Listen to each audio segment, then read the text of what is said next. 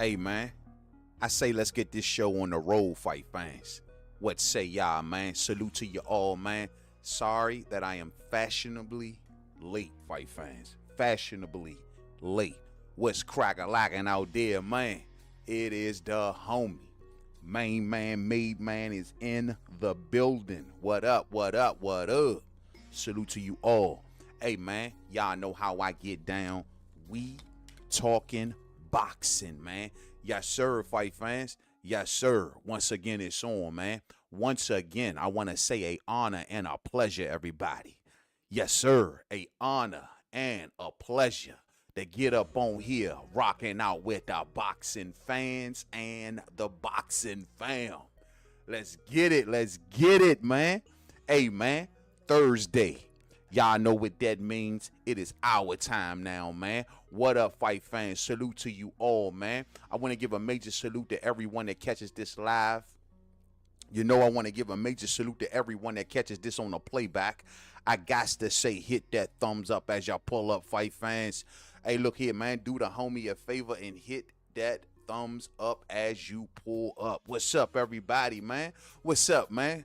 What's going on to y'all out there, man? It's always good to have another great episode of the great sport of boxing, to talk, the chit chat about fight fans. It's always great, man. And it looked like we got us a jam-packed show. Y'all got to forgive me for being late, man. Y'all know DMV traffic is a mother. You know what I'm saying? It's a mother. Weather's all crazy out here, man. It's cold. The weather is frightful. Yo, it's like 20 degrees out here, but it feels like 15. I'm telling you, it's not a game, bro. The hawk is out there, fight fans. So, yeah, man, it took me a nice little minute to kind of get into a comfort zone, but I am here. So it is always good to see y'all up in the house, man. I got Salah Farah, first one on deck in our house. I see you, Salah Farah. Salute, fam. Hope all is well. Salute to you, Salah Farah. Mainman in our house. Dropping that boxing knowledge. You already know, my man. What's up with you, bro? What's up with you, man? I hope all is well. Salute. I hope all is well. Stand by for a second, fight fans. Let me just make sure that everything is all good.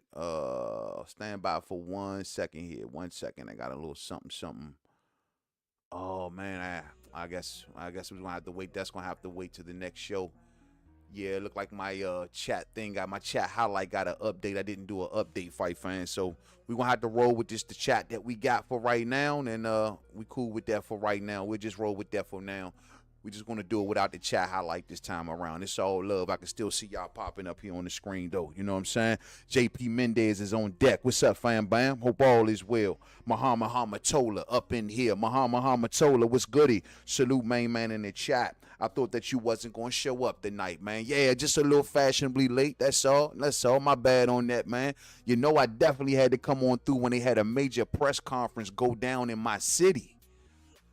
I seen Tank Davis coming on through here trying to bring that Baltimore rah-rah shit with him, you know what I'm saying? Trying to, bringing some of that Baltimore bravado with him. I seen him up in there today. Yeah, you know I had to get up on here when we got a major press conference going down in my city, man. I wish I could have been in there. It was free to the public too, man.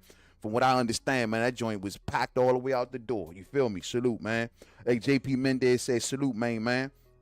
I hope all is good. Just watch The Gladiator. I was impressed. Boxing is based off of those principles. Yeah, man. I'm glad you saw it, bro. Hey, what you think of that joint, man? It was a decent movie. It was cool. But I can honestly say, if I like Gladiator 1 or 2 the best, I got to still take Gladiator 1. I mean, listen, Denzel's role in there, once again, it took a back seat to the main character's role, in my opinion. Denzel, I don't know, bro. He turned out to be the villain of the movie, you know what I mean? I don't want to try to get too many spoilers away for those who ain't seen it, but he played the villain of the movie, and, bro, I don't know, man. His role kind of rubbed me the wrong way because it's like, I hate to say it this way, man, but he was in that joint. He was black, but he was talking like the Romans. I'm like, wherever they kidnapped him from, one of them African countries, why he ain't talking with an accent like that? Why he got to be sounding just like one of the Romans?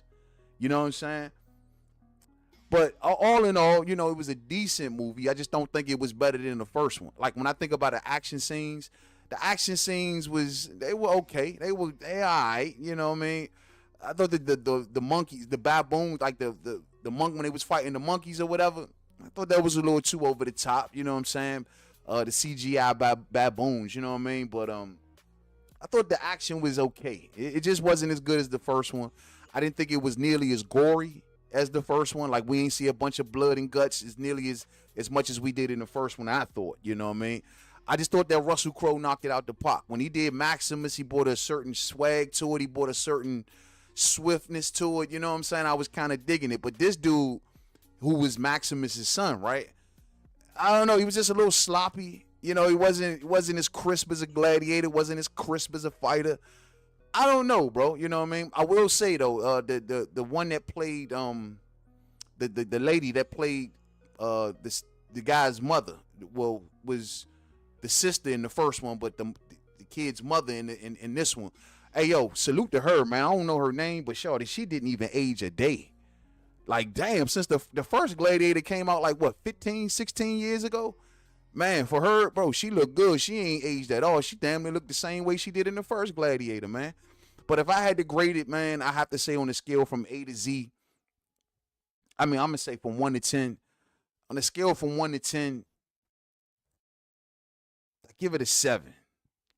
I give it a 7. You know what I'm saying? I give it a 7. I give the first Gladiator a 10. I got to give this one a 7. Kind of took me back a little bit. But still a good movie to watch. Still a good watch, you know what I'm saying, and all in all. And also the dudes, the Caesars, the twins. Oh, man, they really rubbed me the wrong way. Bro, that's one of the worst things about Caesars and Rome and stuff. Bro, do you know how many of those Caesars were like that? With straight up gumps. Just straight up suckers.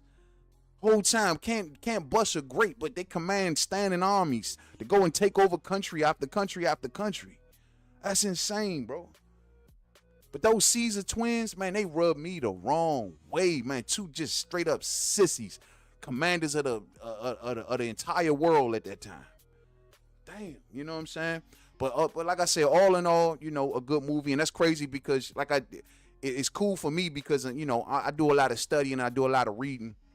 And I'm all in that time period right now. You know, last time we talked about this, fight fans, I told y'all I made it all the way down to Plato. You know what I'm saying?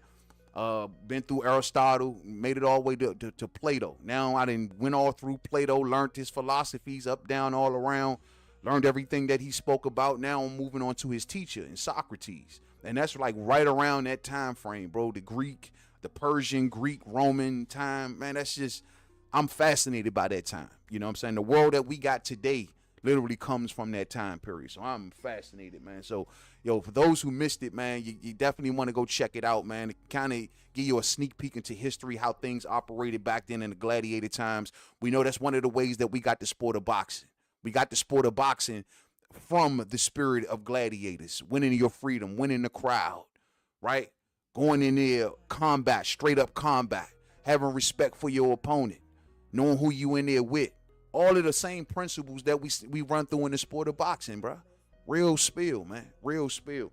And like I said, anything from the Greek, Roman time, bro, to me is just always a hit, man. It's crazy because the movie opened up, and this is the last thing I'm gonna hit on before we get to the fight game. But the movie opened up with them taking over another country, right? Them folks had to stand firm and try to protect their country. They were taking over Africa during that time. And that's crazy because the and we talked about here on the channel, the Greeks and the Romans, they both had the exact same problem. They took over so much of the world where they just could not control their borders no more. They couldn't control what was going on inside of their borders. That's how much of the world that they took over. So many different cultures, so many different types of people that believe so many different types of things. You are bound to have revolts in situations like that, especially a country that's going broke. Military spread it too thin. That was the fall of Rome. Rome fell because they were spread it too thin. Rebellions all over the place within their borders, and they couldn't do anything about it. Military is over here. Military is over there. Military is over here. They can't stop rebellions. Took on too much of the world. Greeks did the same thing. Hell, the Egyptians even did it. They all do it. I think there's one thing I can say about the powers of America and Great Britain. Like, it's like they kind of pumped their brakes. Great Britain got into running puppet, territories and stuff like that. But they knew, hey, look, they may be our territory, but we're gonna let them keep their own sovereignty because we can't afford to run them and stay on top of them. You know, we speak about this story called the Exodus, right? With the Hebrews back in the day, the Bible speaks about this, Moses and so on and so forth, right? And you know, if you ask any historians, they'll tell you, listen, the Exodus never happened. What happened was the Egyptians, who had borders that bordered the Hebrews, or at that time the ancient Israelites. Well, if instead of them being taken as slaves and Moses rising up and all this, what history shows is that they were kicked out of Egypt. They were kicked out. And so the way that they got so pissed off, they got kicked out of Egypt. They were forced to go back home, but they didn't want to go home. They wanted to stay in Egypt. And so what the Egyptians had to do, because their lands bordered other lands, mainly the northern kingdom of Israel, they had to appoint Hebrew kings along those borders to run those towns because they were stretched so thin. Our culture and their culture are right next door to each other. So we got to use their people to run it. And so what those Hebrews did was came back to those same kings and said, hey, kings, well, look, we got kicked out of Egypt. And they said that the reason that they kicked us out because we're a bunch of lepers and we're so sick and we got all of these different issues going on with us. Not to mention we tried to rebel against them once or twice. How about y'all help us out? So what those kings did, they did help those Hebrews out. They armed them. They didn't know those when Egypt found out, of course, they set those kings down. And when they armed those Hebrews, instead of those Hebrews taking over Egypt, they went over and took over Canaan. But that's a different story, fight fans. That's not here nor there. That's how they eventually took over the Canaanites. But we'll get to that on another live stream. We got so much to get to. But that just goes to show you, when you take over so much of the world, you have to use the other side in order to keep these areas cool. When the Persians were taking over, same thing. When the Greeks took over from the Persians, Alexander the Great, 32 years old, he got all of the world in his back pocket, but how the hell is he going to run it? He was ended up taken out by his own people because he had to appease this faction, appease that faction, and his people like, hold on, bro. You giving up, you appeasing all of these different factions around the world. What about us and our ways? And he's like, hey, I got you. You see me? Because it's all about, when you take that much of the world, you got to consolidate power. We talk about Constantine. Oh, man, Constantine, he created Christianity and everything was great, boom, boom, boom. No, what Constantine was doing was consolidating power. That's what he was doing. Using Christianity to create the Catholic Church, to put himself on top of the Catholic Church. He just didn't get that far to do it.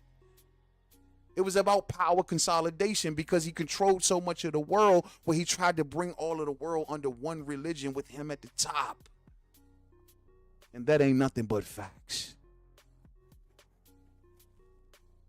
So I guess the world has learned since those times. Keep your own borders. Stay out of other people's business, because you can't run the world no matter how mighty your army is, no matter how deep your pockets is. No one, I repeat, no one can run the world. It's just too many differences, everybody. It's just too many differences. Let's push on, though, man. We got boxing talk to talk. I'm taking y'all all down history lane and all that stuff, man. As you come on through, fight fans, hit that thumbs up for the homie, man. We going to talk about this fight game, man. Yes, sir. Mainman out here with the vintage mic, man. It's a little something I had lying around, bro. I got tired of the snap, crackling, and popping that y'all was hearing out there, man. So I figured I had to do better. You know what I'm saying? I figured I had to do better, bro. And I got to get my chat thing back ringing again. So definitely got to do better. Dre the Southwest Villain is up in here. What's up, homie? Salute, salute, salute. Philly rocking with you, bro. I don't always agree, but your show be rocking. Great content, man. I try, man. I try to do it, you know what I mean? I just give it from the gut.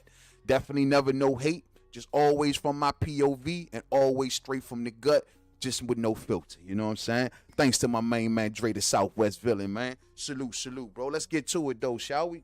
Y'all know how we do here on We Talking Boxing Live. We start off kind of light, and then we get heavy and heavier as the show progresses. So allow me to kill the music. Let's take this music up out the way. Let's get this background band up out the way as well. Man, it really kind of irks me that I ain't got my chat rocking the way I want it to be rocking, man. But let's keep on pushing, fight fans. Let's keep on pushing. All right, let's get this background band out of the way. All right, where you at? Where you at? Where you at? All right, there you go. All right, now let's start off here. Let's start off with something light, something real light. And I want to give some credit. You know what I'm saying? I want to give some credit to this young lady right here. We got to give some credit, fight fans.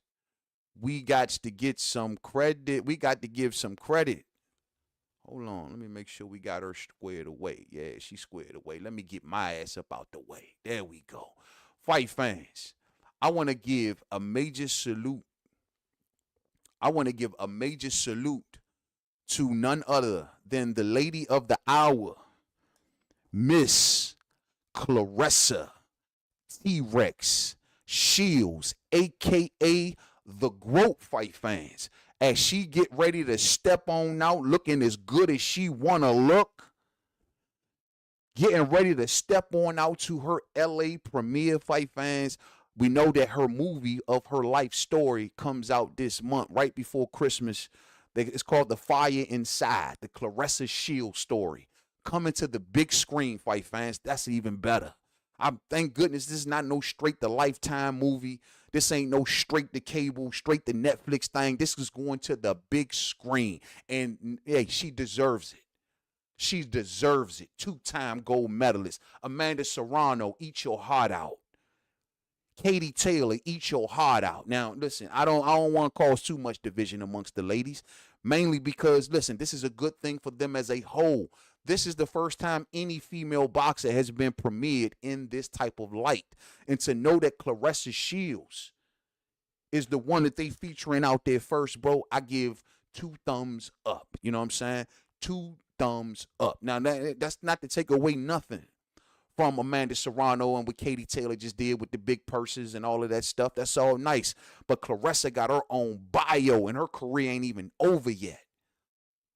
Ain't even over. You know what I mean? Go ahead, Claressa, with your bag. So look, she flashing her bag. Look, she doing it big. She blinging heavy out here. Just showing these haters, look, yeah, I'm the GOAT, stepping like the GOAT.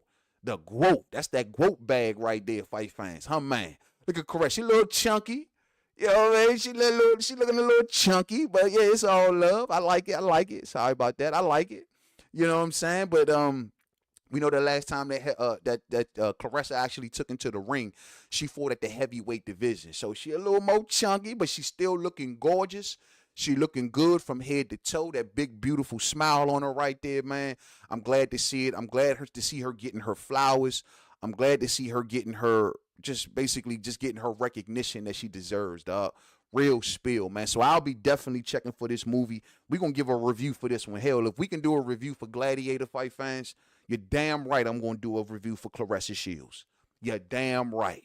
Salute, bro. Matter of fact, we ain't got many boxer bios like that anyway, do we?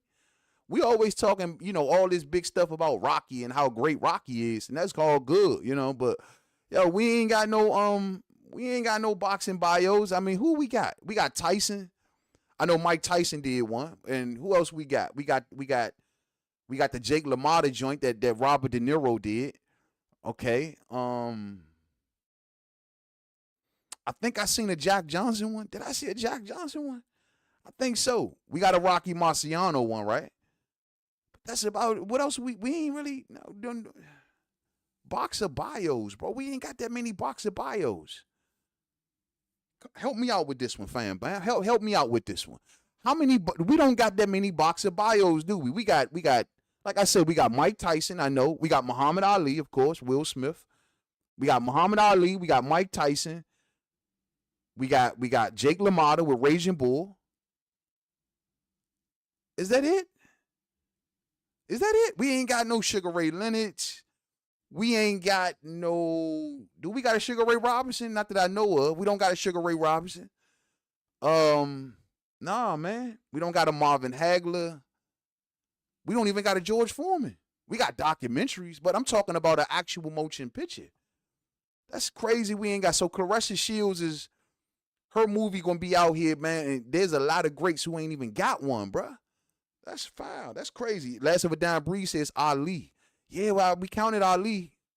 Damn, so you mean to tell me out of the thousands of fighters that have graced that ring. We only got like 4 or 5 fighter bios.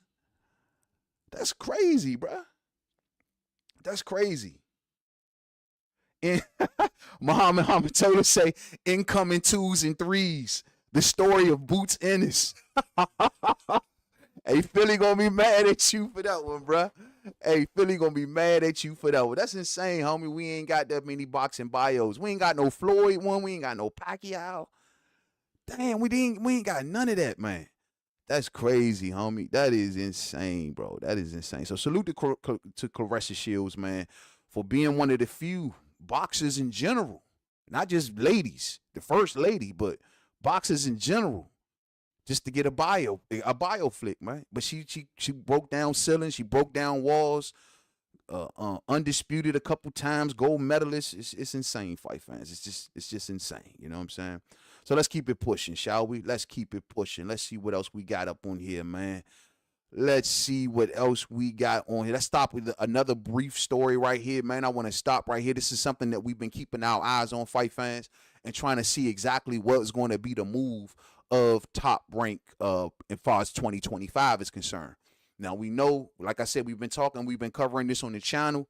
Turki alasheik has been the best recruiter in the sport so far. He got these promotional companies crossing all kind of lines. They jumping networks, they crossing streets, they doing everything that we've always asked them to do. And Turki is in the mix of putting this all together. So when we caught word a few months ago or weeks ago that, you know, Top Rank's deal will be coming to an end in 2025, this made everybody's antennas go up and say, yo, what's going to happen with Top Rank? What's going to happen with Top Rank? Is ESPN going to pick them back up? Or are they going to be pretty much gone to the wayside? You know what I'm saying? Well, I guess I'm going to lean on this real quick. And I don't want to hear fight. I'm going to trust his reporting on this because he may not be cool with PBC. I may not trust his PBC news. And I may not trust maybe a lot of his Matchroom news. But I will give Rick Glazier the time of day when it comes to Top Rank. And he is out here speaking about their possible new business, fight fans. So let's put it right here on the screen, shall we? Let's put it right here on the screen. And we got Rick Glazier right here coming out on a post today speaking about the issues with Top Rank. And this kind of gives us a glimpse onto maybe where or where not Top Rank may or may not land. Now, once again, Rick Glazier is a boxing insider, but most of his boxing insiderness comes from the work that he does over there with Top Rank. So if I'm going to believe him on any subject, normally he's right on the money when it comes to Top Rank. So Rick Glazier says that he's told by a quality TV media source that Top Rank's last ESPN boxing show in the Top Rank Disney ESPN deal would be Saturday, July 26th. Also told that Top Rank will have only 10 ESPN dates in those 7 months. Damn. They shit got cut down, bro. And they was on a $90-something million budget, fight fans. Keep that in mind. A $90-something million budget. Goes on and says that the Top Rank brain trusts are now working on a new rights deal with another media platform for a seamless transition to start as soon as August of 2025. So pretty much what this is telling us is that Top Rank is gone. Whoever is going to be this new media platform, it could be Netflix, right? Netflix has just jumped into the game. It could be one of the older platforms trying to make a comeback, like, you know, I don't know, Triller or what's the one that fell off, man? The BLK Prime. It could be any of those, you know what I'm saying? Or it can be DAZN. And he go over there with Frank Warren, his buddy, or he go over there with Eddie Hearn, the one he likes to slap around in the public, you know what I mean?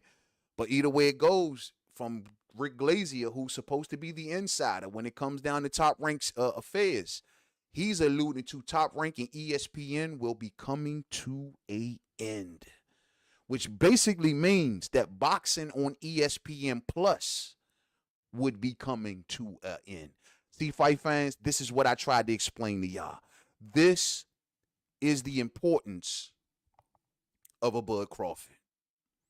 This is the importance of a Bud Crawford.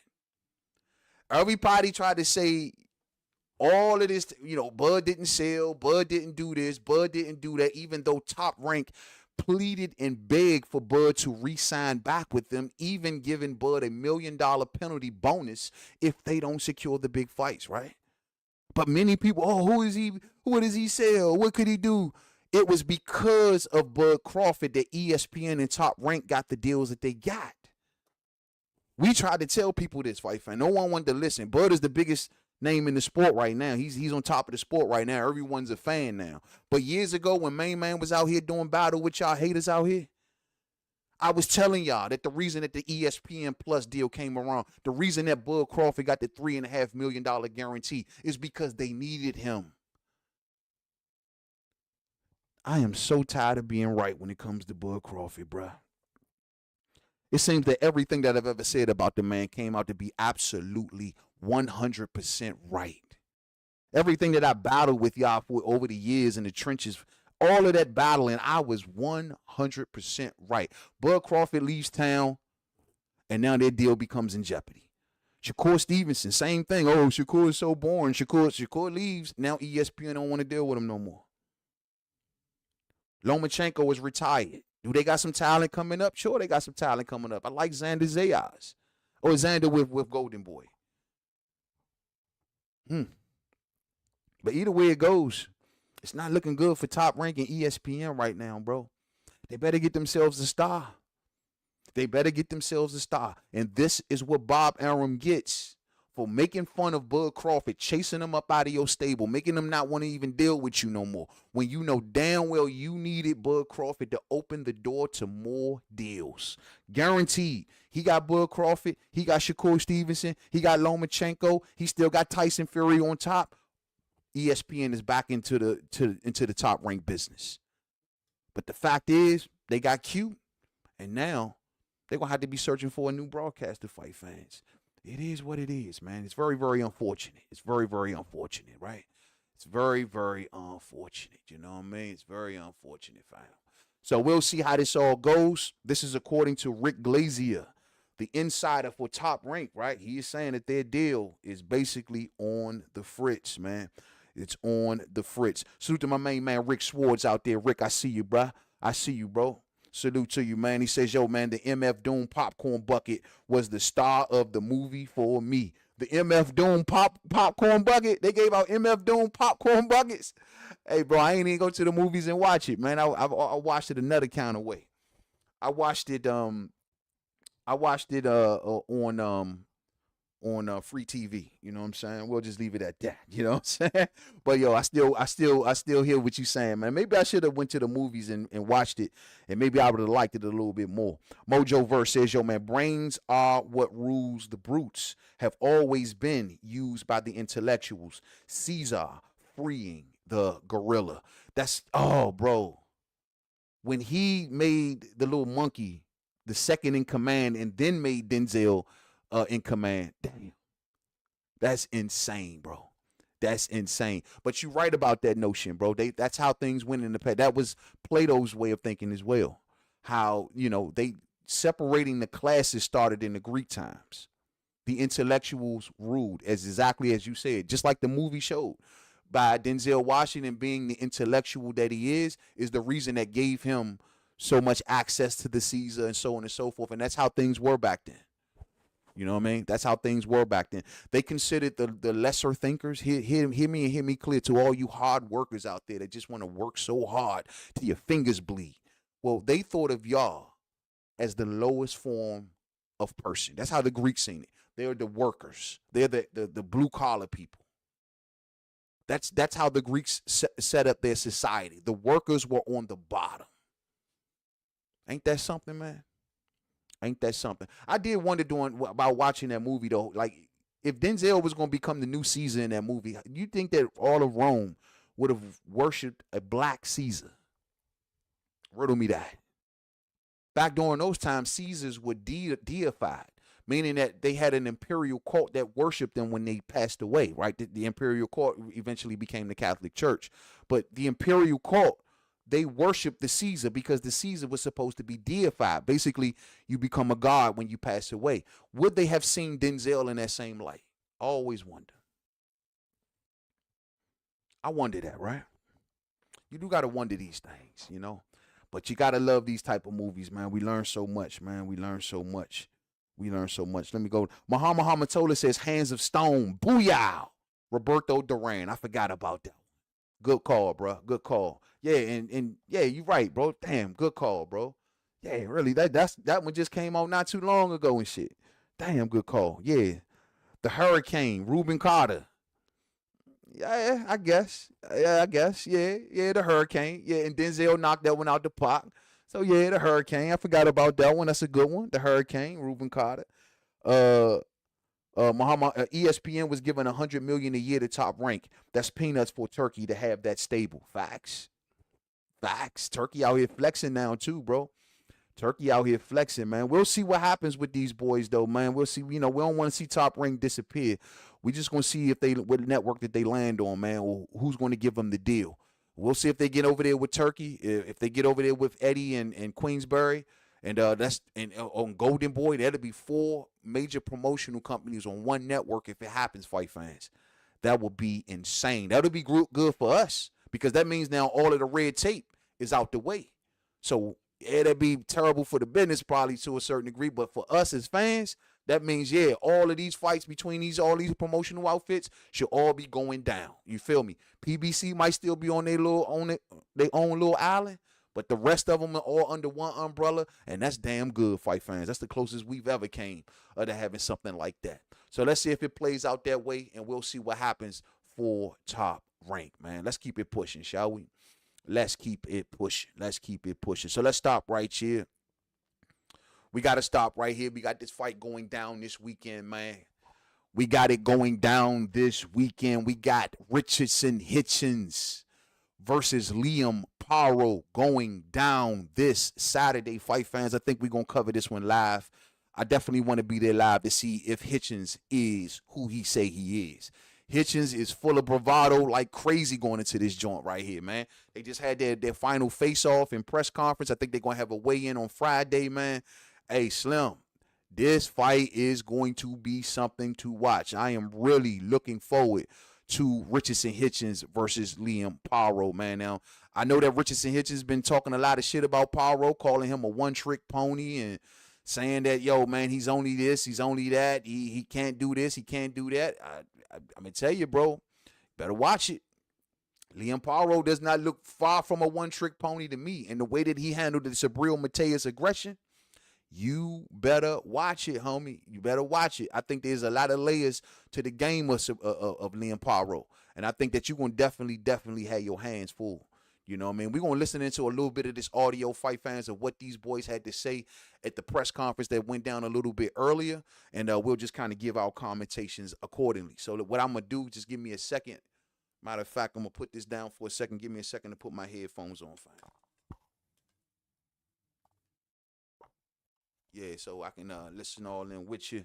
All right, let's listen into some of the stuff that they had to say, man, during their press conference. You guys know your boxing. This is Eddie Hearn. I know there was some broken hearts when Liam Paro dethroned Subriel Mateus to become IBF World Champion. We had a tremendous card that night, and we've got a tremendous card. Hopefully everybody can hear it. Liam Paro, 25-0, takes on 18-0 Richardson Hitchins, the mandatory challenger, in one of the best 140-pound matchups in world boxing. The undercard, full of Puerto Rican talent, full of fighters looking to get shots at the World Championship, full of some of our young talent taking on Puerto Rican fighters. It's going to be a brilliant fight card as we look to come to the end of what has been an incredible year for the sport of boxing. Now, what's so odd about this fight is that it's going down in Puerto Rico. Neither one of these cats from Puerto Rico, right? And it ain't happening in neither one of their backyards. Goes to show you how big of a name that both of these dudes is. They clearly, you know, we know Liam Paro's from Australia, so he a long way from home. But they clearly playing on the success that Liam Paro had against Subriel Mateus in Puerto Rico. And clearly they think that Liam Paro won a bunch of fans down there. And these fans may be turned up for Liam Paro or to see him again. And Eddie Hearn is kind of playing on that. Hitchins, unfortunately, right now is just not a big name. He's not really that much on the radar. He's got to kind of get these big fights under his belt, mainly get this world championship under his belt, give a good showing, and he got to get Brooklyn behind him, man. He got to get Brooklyn behind him a little more stronger. Maybe New York is just kind of waiting to see, just like everybody else, how good that Richardson Hitchins really is before they kind of jump out there for him. But for them, for Eddie to not be able to take this in the backyard of Hitchins or the backyard of Paro for that matter, to get the Australian government to put that money up, right, like they did for Cambosos, right? They ain't doing that. So they taking this shit all the way to Puerto Rico, man. That speaks volumes. So let's hear it. Let's see it, man. Let's see it. So let's listen to a little bit more, man. What we got right here, we got a little bit from Liam Paro's trainer. So let's listen in. Say thank you to Matchroom for everything they do for us. But yeah, look, we certainly have not underestimated Richardson Hitchins. He's a mandatory contender for a reason. We've put in a fantastic, much better than Matthias, I think, in terms of the things that we've needed to execute for this particular fighter. We've had 5 weeks in Florida. They're acclimatizing. We're very sort of warm weather in Queensland anyway, as you know, Eddie. And the sparring that we've had is on point as well. So there's been no stone unturned in this preparation. And I know that Liam's ready and looking to make a statement on Saturday night. Say thank you to Matchroom for everything. You know, the crazy part is that, yeah, look, dog, where the hell is Liam? Where the hell is Subriel Matias? Where's he at? He just like went after that loss, like poof, pow, be gone. Like he just disappeared. What the hell happened to Subriel Matias? Like, dog, you may have took that loss, and I get it. It was embarrassing. It was very embarrassing to lose like that in front of all of your people. I totally understand. But brother, you just like left the scene, bro. You did a Nicholas Walters. You did a Nicholas Walters. You just disappeared. So I mean, listen, according to the Paro side, man, they ready to go.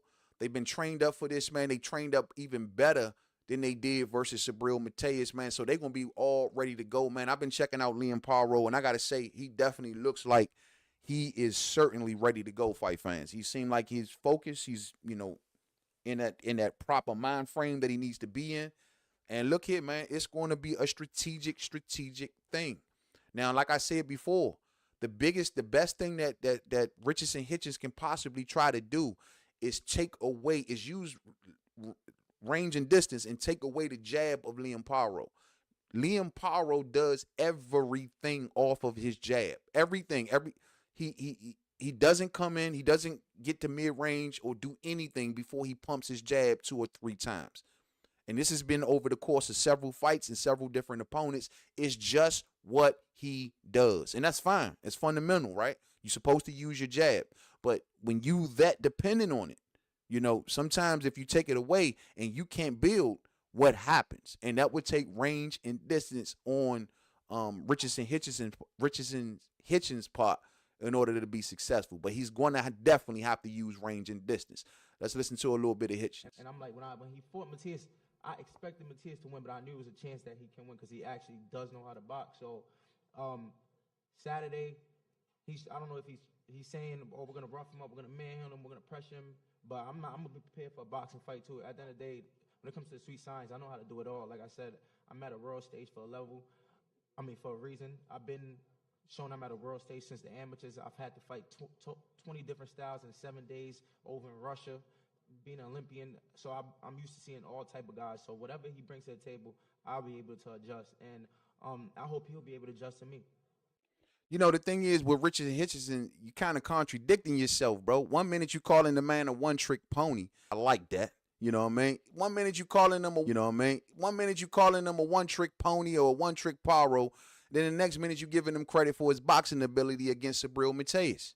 Because Subriel Matias was an aggressive fighter, right? And you liked how he kind of handled Matias.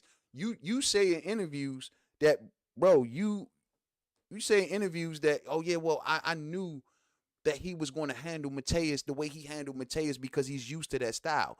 So when you call him a one-trick pony, because when we hear one-trick pony, we normally think about flat-footed, come forward, straight up and down, rock'em sock'em robot kind of fighters. When you call him a one-trick pony, are you saying that he can only fight against aggressive fighters in that one-trick type of one-trick pony? You're not saying the kind of, just come forward and swing a bunch of punches. You saying that Liam Paro has to get in there with another aggressive fighter. Because, yeah, he can work the boxing ability, but what happens when he gets in there with another boxer? And the thing that he's using is that one guy that they got in common together who is a boxer. And, you know, what Richardson Hitchins is doing is saying, hey, I dusted that dude. What's his name? Alamo. I dusted that dude, Alamo. You know, he's a boxer, and he was nothing on my level. But when you got in there with him, y'all fought to a split decision. So what he's saying is, if Paro is not in there with an aggressive style fighter, then he's a one-trick pony. We normally don't call people one-trick ponies for those reasons. You know what I'm saying? Now, Hitchinson's saying that, listen, I've been in there with everybody, all kinds of styles and so on and so forth, man. Look, everybody still remembers what happened in that Limos fight.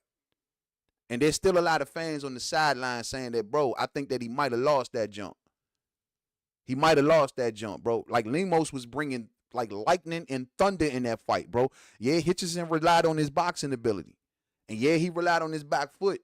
But bruh, like, that was a really, really close fight. And you got to ask yourself, if Paro changes up the style a little bit and does want to become aggressive, because I'm sure that Hitchins has seen a lot of aggressive opponents. He's a tall, rangy guy. But what happens if Limos had that kind of success, if Paro changes it up a little bit, puts his foot on the gas, keeps that fight at mid-range to the inside, what are we looking at? I think that Paro got the hand speed advantage on the inside for sure. But once again, he has to land that jab in order to build. I don't see Hitchins letting him land that jab and building anything. Let's listen to a little bit of Liam Paro. So exciting, you know, and I'm very excited to be back in the beautiful Puerto Rico, the country that gave me the opportunity to become champion. To come back here and win some more fans this time around is very special. And I just want to add to my Spanish from last time. Puerto Rico, estoy de vuelta, mucho amo y respeto, vamos. Whoa. Exciting, you know, and I'm very excited. Damn, Liam Paro out there speaking Puerto Rican and all that. See, Hitchins, your ass should have learned some Puerto Rican, man. You from Brooklyn, bro. You from New York. Puerto Ricans all out there, man. You supposed to, man, kick it with some of them like, look, teach me a little something. I'm about to fight in Puerto Rico. And that's a good thing, I guess, for Hitchins, too. Like, he wins this fight in front of all of these Puerto Ricans. He can go back home, and this can definitely be a, like, launch into a bigger fan base, into more love, more reception in the whole nine, because they got a serious Puerto Rican following out there in New York, and this would be good for him, bro. This would be good for him, and it'd be good for Paro. Really, really good fight, man. Really good thing, man. So let's do this real quick, fight fans. Look like both of them are all ready to go. So we're going to put this on the screen like we always do. Whenever we got us a big fight, we got to take us a look at these betting odds, huh, man? We going to take a look at these betting odds, fight fans. Let's see where the money is going. Is the money going on Liam Paro, or is the money going on Richardson Hitchins, man? And damn, fight fans, ain't this something? Ain't this something? Look at this. The money is going on Liam Paro, fight fans.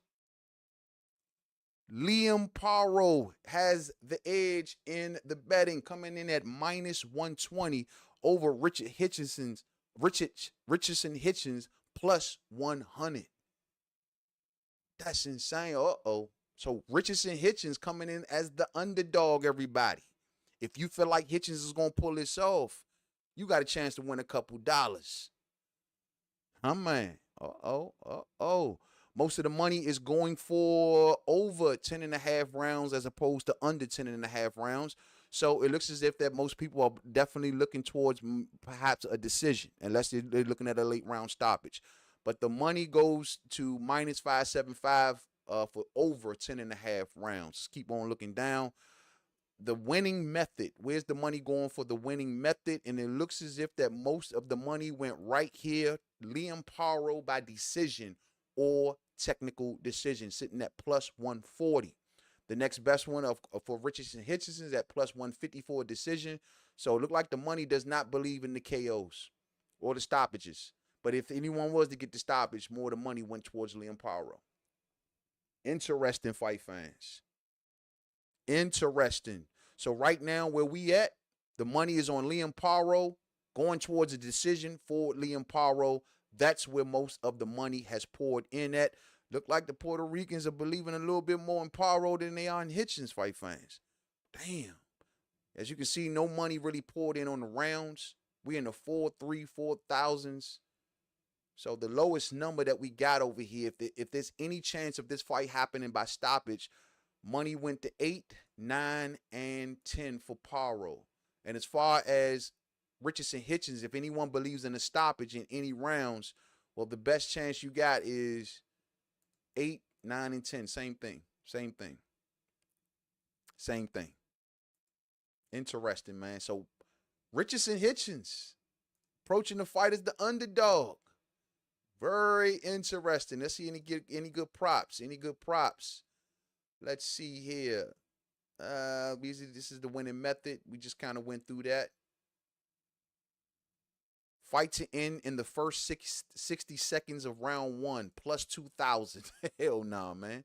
The first 60 seconds of round 1, you bet that the fight ends, you win plus, that's plus 20,000. Damn. Think about that bet. That's the biggest bet I think I've ever seen on here, bro. That means $100 bet can win you 20 grand. Sick. $100 bet can win you 20,000 if the fight ended in the first 60 seconds of round 1.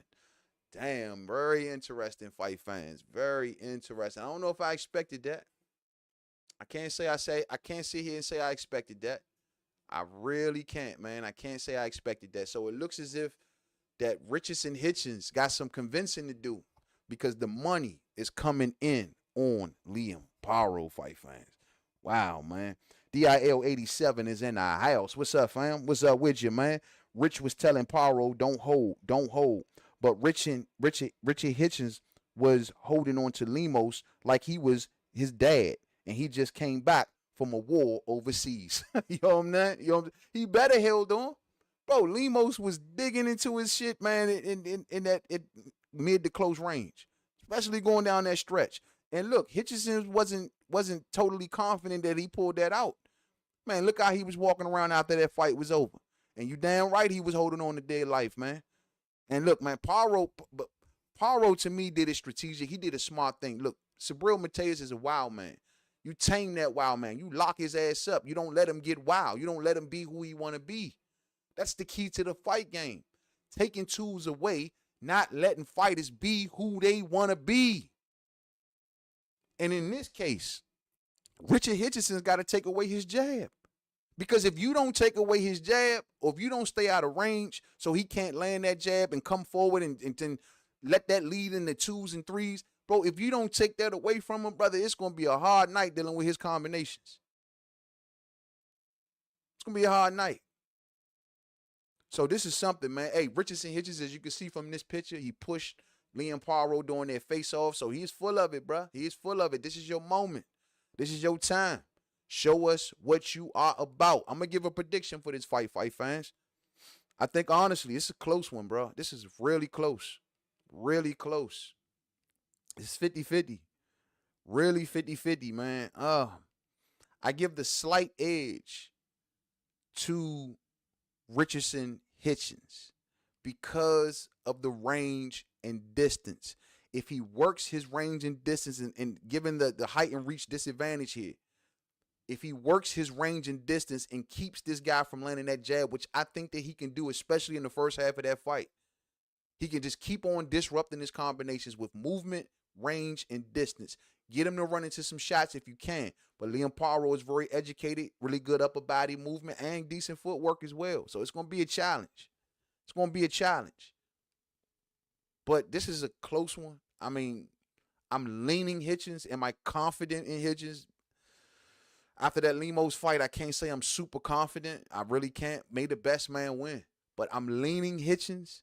If I'm gonna I guess we gotta get officially on the record, right? I'm gonna go with Hitchins. I'm gonna go with Hitchins by split decision. I'm gonna go with Hitchins by split decision. I think he could throw enough in the bank early on, man. Keep this kid at bay. Keep him having to walk through traps. Keeping him giving different looks and different angles. I think he can hang on and throw, when we get through those first 8 or 9 rounds, You know, I can definitely I tell you this much. As we going into the 10th, I can see we at 5-4. One way or the other, but more so I can see 5-4 for Hitchins at that point. Those championship rounds, I think, gonna be need to count for sure. Gonna be crackerjack, bro. But I'm gonna bet on the range and distance of Richardson Hitchins. Though I know Liam Paro is a good fighter. I've seen what he can do against Sabril Mateus. And you may say, well, Mainman, I don't know if that's a smart bet because he's proven. I mean, we can honestly say he's proven. And can we say that about Richardson Hitchins? We know they both sparred everybody. They both sparred Tank, Shakur, Devins, and blah, blah, blah. They both did.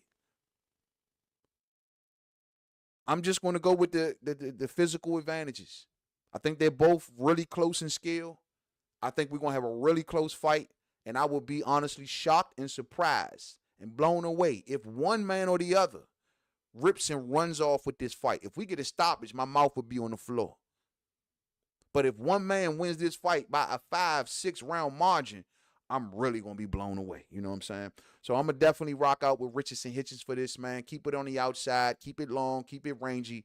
Keep it moving. You know what I'm saying? This is not a pressure fighter. He's not going to just run up on you, and he's not going to just run into shots neither. So you're going to definitely have to show him a thing or two in your arsenal with all of that amateur pedigree that you're running around talking and telling everybody about, and all of your sparring, your great sparring gym wars that you tell everybody about. We're going to be watching, bro. We definitely going to be watching. You know what I'm saying? Salute to y'all all, man. Hit that thumbs up as you come on through, bro. D1AWM says, yo, I got Paro, but I'm rooting for Hitchins. I just see Paro winning. I see it too. It's possible on either side, bro. It's very highly possible on either side. I will admit and say that I was a little shocked that the betting lines honestly went for Liam Paro. Maybe that changes in the 12th hour. We still got a little bit more time. The betting lines are still open. But, bro, I got to tell you, I'm shocked that he's up in the betting. That many people is already going against Richardson Hitchins. I'm a little shocked already.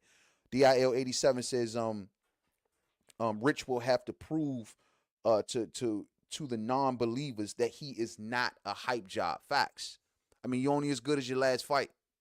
You're only as good as your last fight. In the last fight, a lot of people are not believers. You know what I mean? So I want to be a believer, but this is where we at. We come to this crossroads, especially here on this channel. Y'all know how we get down. We don't give but so many props until we see the shit. I don't care what the fans are talking about. I don't care what their favorite talkers are talking about. I need to see that person in the ring get the job did. Simple and Simon. We watching and we looking to learn. You failed this test right here, young Hitchins. You fuck around be put back to scratch, bro. You fuck around be put back to scratch over there somewhere. You know what I'm saying? So we'll call this one live on Saturday. Y'all come on through and rock out with the homie. Y'all know how we do on our live calls. We have a lot of fun.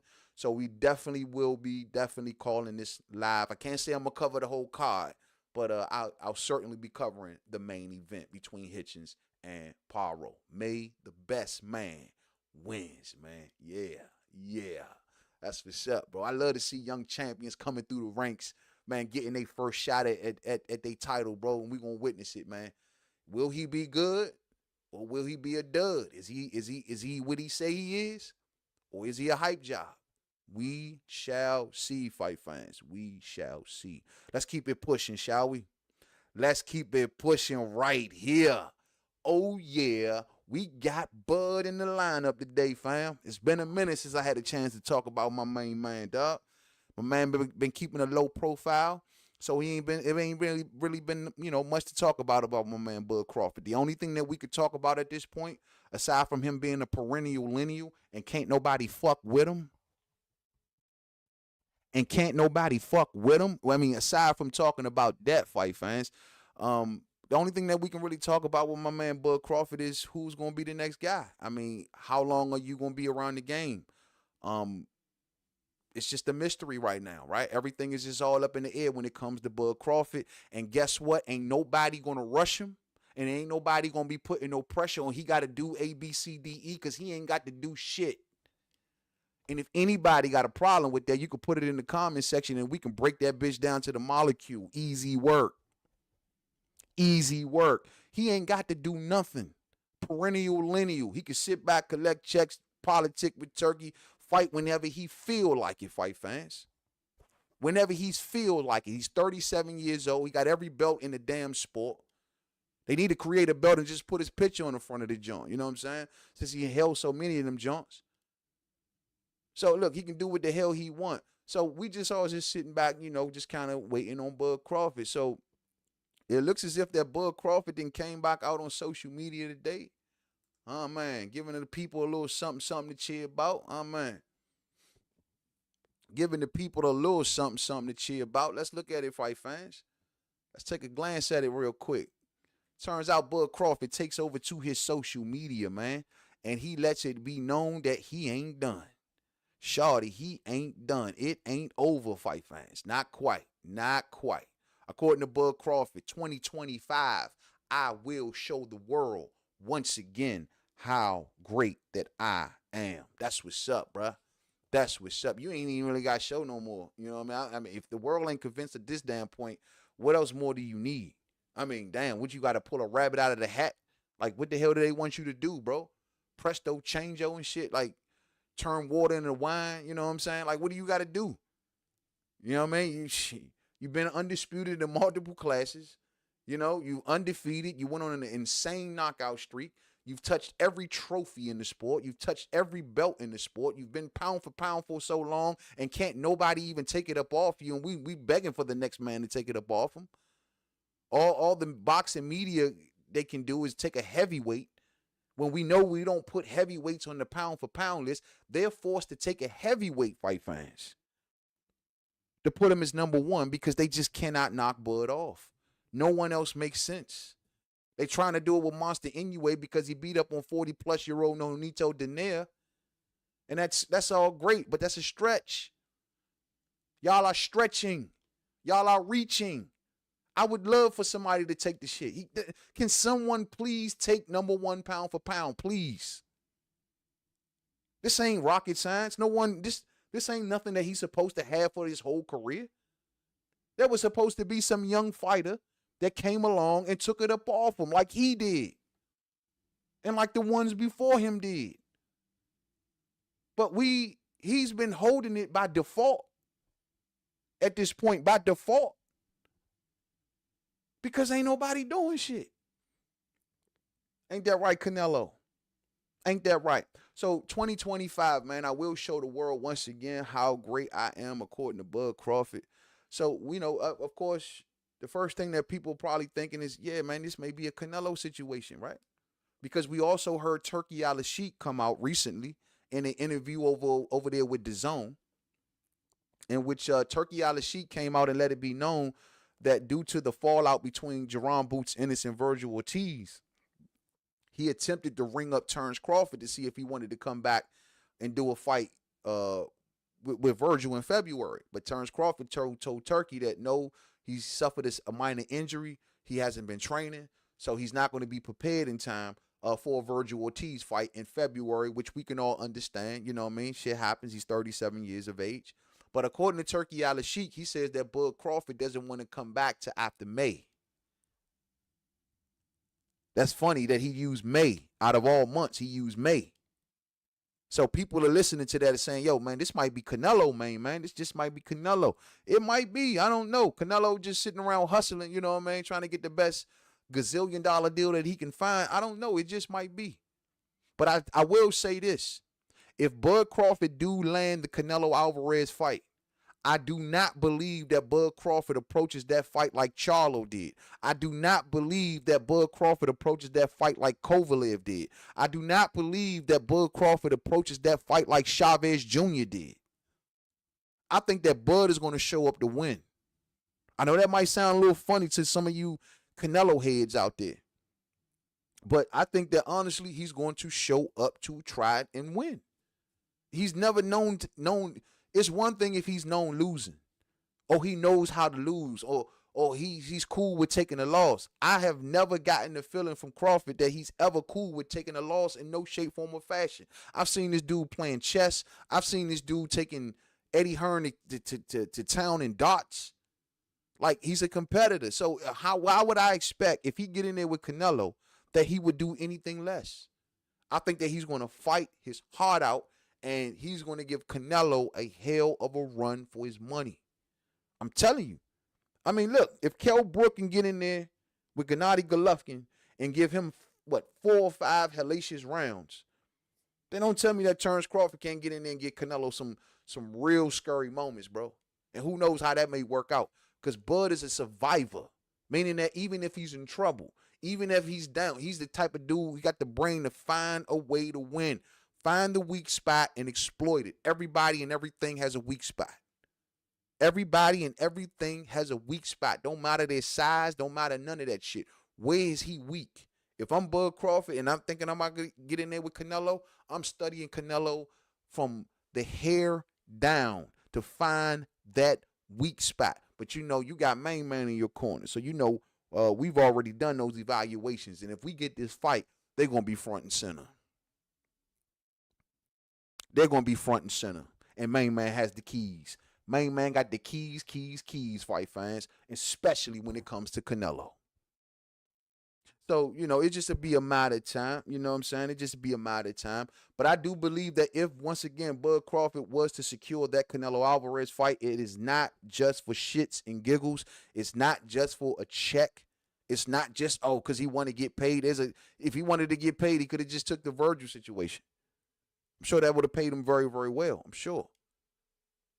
So it ain't about that, bro. I think, yeah, he wants to get paid. I mean, yeah, but it ain't just about that. I mean, I think that he's going to get in there and give Canelo a run for his money. So let's just keep our third eyes open, and let's hope that my main man, Bud Crawford, can secure whatever fight that he so desires. You know what I mean? Because, once again, man, shawty, he deserves it.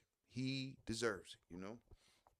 Main man, you know how Crawford do. The bag is good, but the W is better. He gets in there with Canelo looking to shock the world. And if he does it legacy-wise, bro, shit, we talking about a different orbit. A different orbit. If my hair look funny, fight fans, it's because this thing got it strapped down on the top. But, bro, he's going to be in a different orbit of great. He beats Canelo. If he can pull that shit off, bro, man, we're going to have to create a new category. The Bud category. You know what I'm saying? Now, that would be something. That would be something. That would definitely be something. Bud is helping So Cold Nelson prepare for Pacheco. Man, always staying busy in the gym. Okay, cool. Thanks for that 93 Octane.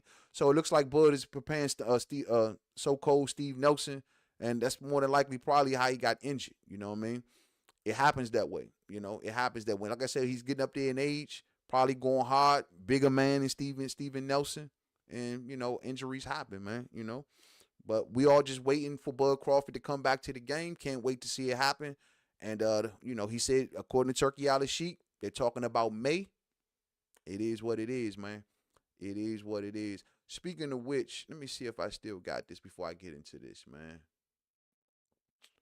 What did I do with it? What did I do? I know I got this. Hold on. Yeah, we got it right here. You know what? Before we move on to this Tank story, hold on 1 second. 1 second on this Tank thing real quick.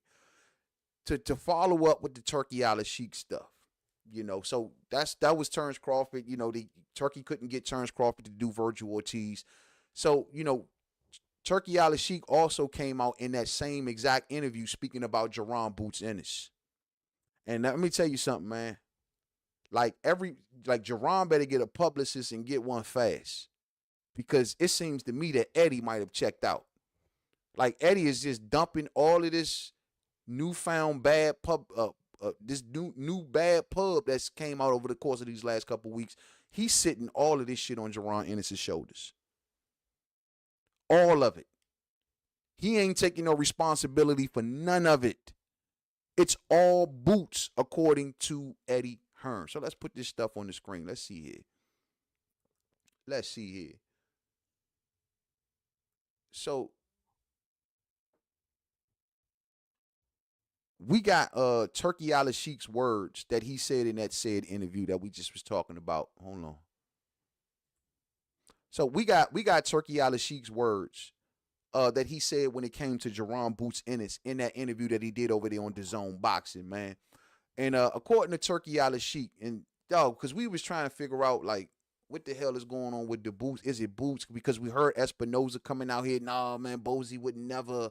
he would never ever make Boots be a duck and so on and so forth. So it's like, who do you believe, man? Do you believe what's coming out of the Innocence camp and they didn't know anything about it and they were caught off guard, or is it Eddie Hearn who's saying that Jerron Boots Ennis want to stay at 147 and he don't want to move up and take no challenges? And now we got Turki alasheik out here saying this, and I quote, "First of all, Ennis gave us his word, and in the end, he changed his mind about what I can do for him, and I cannot force him," end quote. Let me stop right there. That's got to be a bad thing, bro.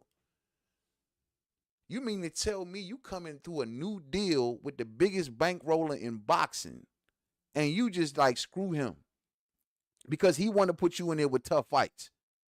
This ain't Steven Espinoza. Espinoza paid Boots very well for the level of fights that he was getting. This ain't Espinoza, bro. You see the type of moves that Turki is doing. When you ran over there with Eddie and Turki and they taking pictures and all of that shit, like what the hell did you expect was going to come from that, man? It was going to be hard-ass fights. Yeah, you're going to get paid very well, but you're going to have to, man, make some rubber meet the road. And there was no better fight to go to 154 and make a huge splash than that Virgil fight, bro. One that eluded you at 47. Why the hell did you change your mind on Turki, man? He goes on and says, yo, Ennis is not communicating with me directly, but suddenly he changed his mind and he stopped answering. And he doesn't want to go to 154 pounds. And this is his choice, end quote. Damn.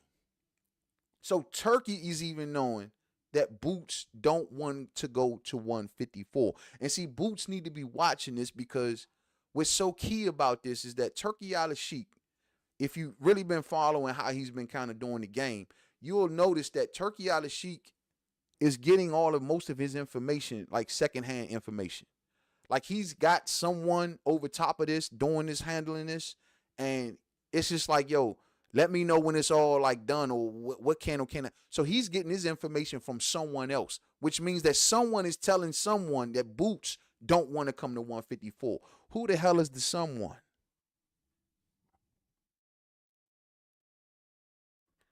Who the hell is the someone, fight fans? Because Turki alasheik, when he comes out, he got a lot going on, bro. Boxing is just one of the things that he got going on, but he got a lot going on. So when he comes out and he's talking in a certain way, he's not talking like the traditional promoter. Like when we listen to a promoter, oh, well, we got to make sure that the zone gets their money, or we got to make sure that the budget's lined up. We got to make sure that we don't knock the fighter's career off their trajectory, and, oh, we got to build them a certain kind of. See, Turki don't subscribe from none of that. None of that means nothing to Turki alasheik. Period. It's about the matchup and how much notoriety is the matchup. All of that extra stuff can be gone. What is he telling Canelo? Oh, Canelo don't want to talk to me, but I told Canelo that if he ever still want to do a deal, to come and call me directly. No middleman, no one you to talk to. You talk directly to me, and we work it out.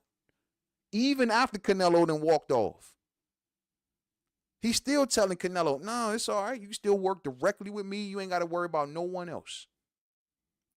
Turki don't move like these dudes. He don't give a damn about the ratings. Oh, he's doing it for government reasons. So all of that, oh, this person is protected, that person is protected. Oh, Turki, that person is moving this way.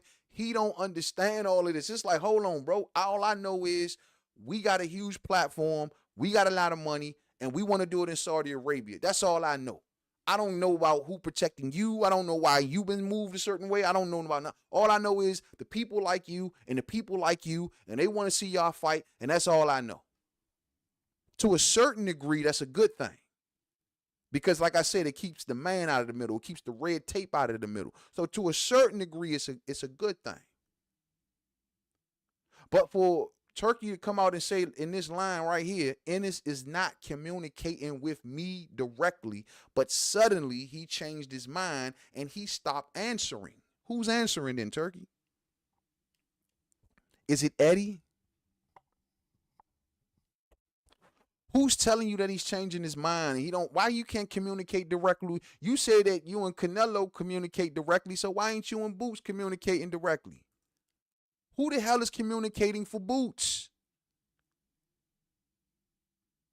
Who is communicating for Boots, fight fans?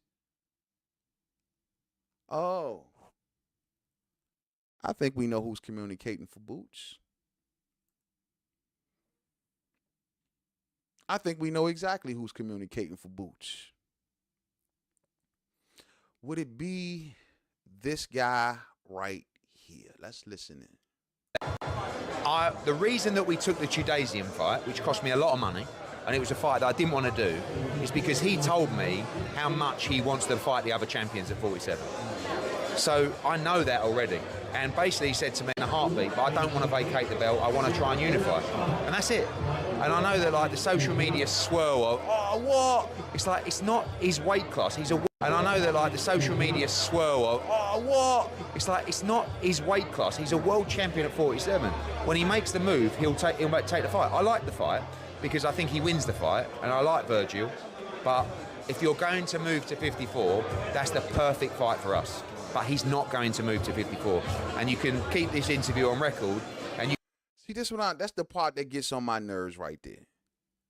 It's like, dog, this is clearly Eddie Hearn talking. I have never heard Boots talk in this way. Like even when he come out to the public, even after the fight, his last fight with Karen, I have never heard Boots talk like Eddie is talking. Like Eddie is making like it's like a certain thing. Oh yeah, it's on him. I would love for him to go to 150. He's making it like, yo, he was the one that he would love for Boots to go to 54 and do all of these things. And Boots is the only one holding himself back. Should I believe Eddie? Because clearly Turkey is, fight fans. Boots got to come out and speak. Funny, when we had Boots and Terrence Crawford in the headlines, I seen a video every other damn day, every other hour. Now that Eddie is out here making it like that Boots is the sucker, and he didn't want to move up to 154, Boots and Bozy is quiet as church mouses. The reason that we took the Tudasian fight, which cost me a lot of money, and it was a fight that I didn't want to do, is because he told me how much he wants to fight the other champions at 47. So I know that already. And basically he said to me, I would rather stay at 47. If I move to 54, I will fight Virgil Ortiz in a heartbeat, but I don't want to vacate the belt, I want to try and unify. And that's it. And I know that like the social media swirl of, oh, what? It's like, it's not his weight class, he's a world champion at 47. When he makes the move, he'll take the fight. I like the fight because I think he wins the fight, and I like Virgil. But if you're going to move to 54, that's the perfect fight for us. How did he make himself look so good in all of this when leading up into this moment, everybody, all we heard from Eddie Hearn was, hold up, wait a minute, oh, well, 47, oh, no, we want to unify. So I guess we don't even know exactly who is this coming from. Is it coming from Eddie or is it coming from Boots? Turkey doesn't even seem, Turkey is just going by what he's being told. But then again, I would have to also believe if Boots and Bozy ain't coming out protesting nothing. I didn't see an interview or nothing. All I did see Boots say, if you didn't hear from me, then don't believe it. I did hear him say that. And that's totally different from what I'm hearing from Eddie Hearn. Boots is being framed as this big-ass duck from not wanting to move to 154 to face Virgil Ortiz, only to see him stay at 147 and fight the freaking Muffin Man. You know what I mean? So it's like, dog, people are wondering, like, who is it? Is it you? Is it Boots? Now, of course, like we talked about a few days ago, we go by what happened in the past, like what happened with Boots and Steven Espinoza, and we say, look, bro, this is real reminiscent of the same crap. It's the same thing. And Espinoza was out here talking just like Eddie's talking. The only difference is that Espinoza more so took the slings and arrow when it came to Boots. Eddie is letting Boots take the shit. Like, no. I would love the Virgil Ortiz fight. Oh, we would love to sit down and do a deal with Turkey, but he doesn't want it. So if Boots wants to remain at 147, then he's going to have to, it's on him. The ball is in his court to come out and tell the fans, his fans especially, what's the route? What are you looking at? Are y'all trying to go after Brian Norman again? Because if not, all the fans are saying, and what we are looking forward to is you and Blair the Flair Cobbs. Tell me I'm lying. Tell me I'm lying. I want to give a major salute to my main man, D-Ray, live on the drive, pulling on up in here, man. I got Omaha. Omaha is in the building, fight fans. What up with you, bro? What up with you, man?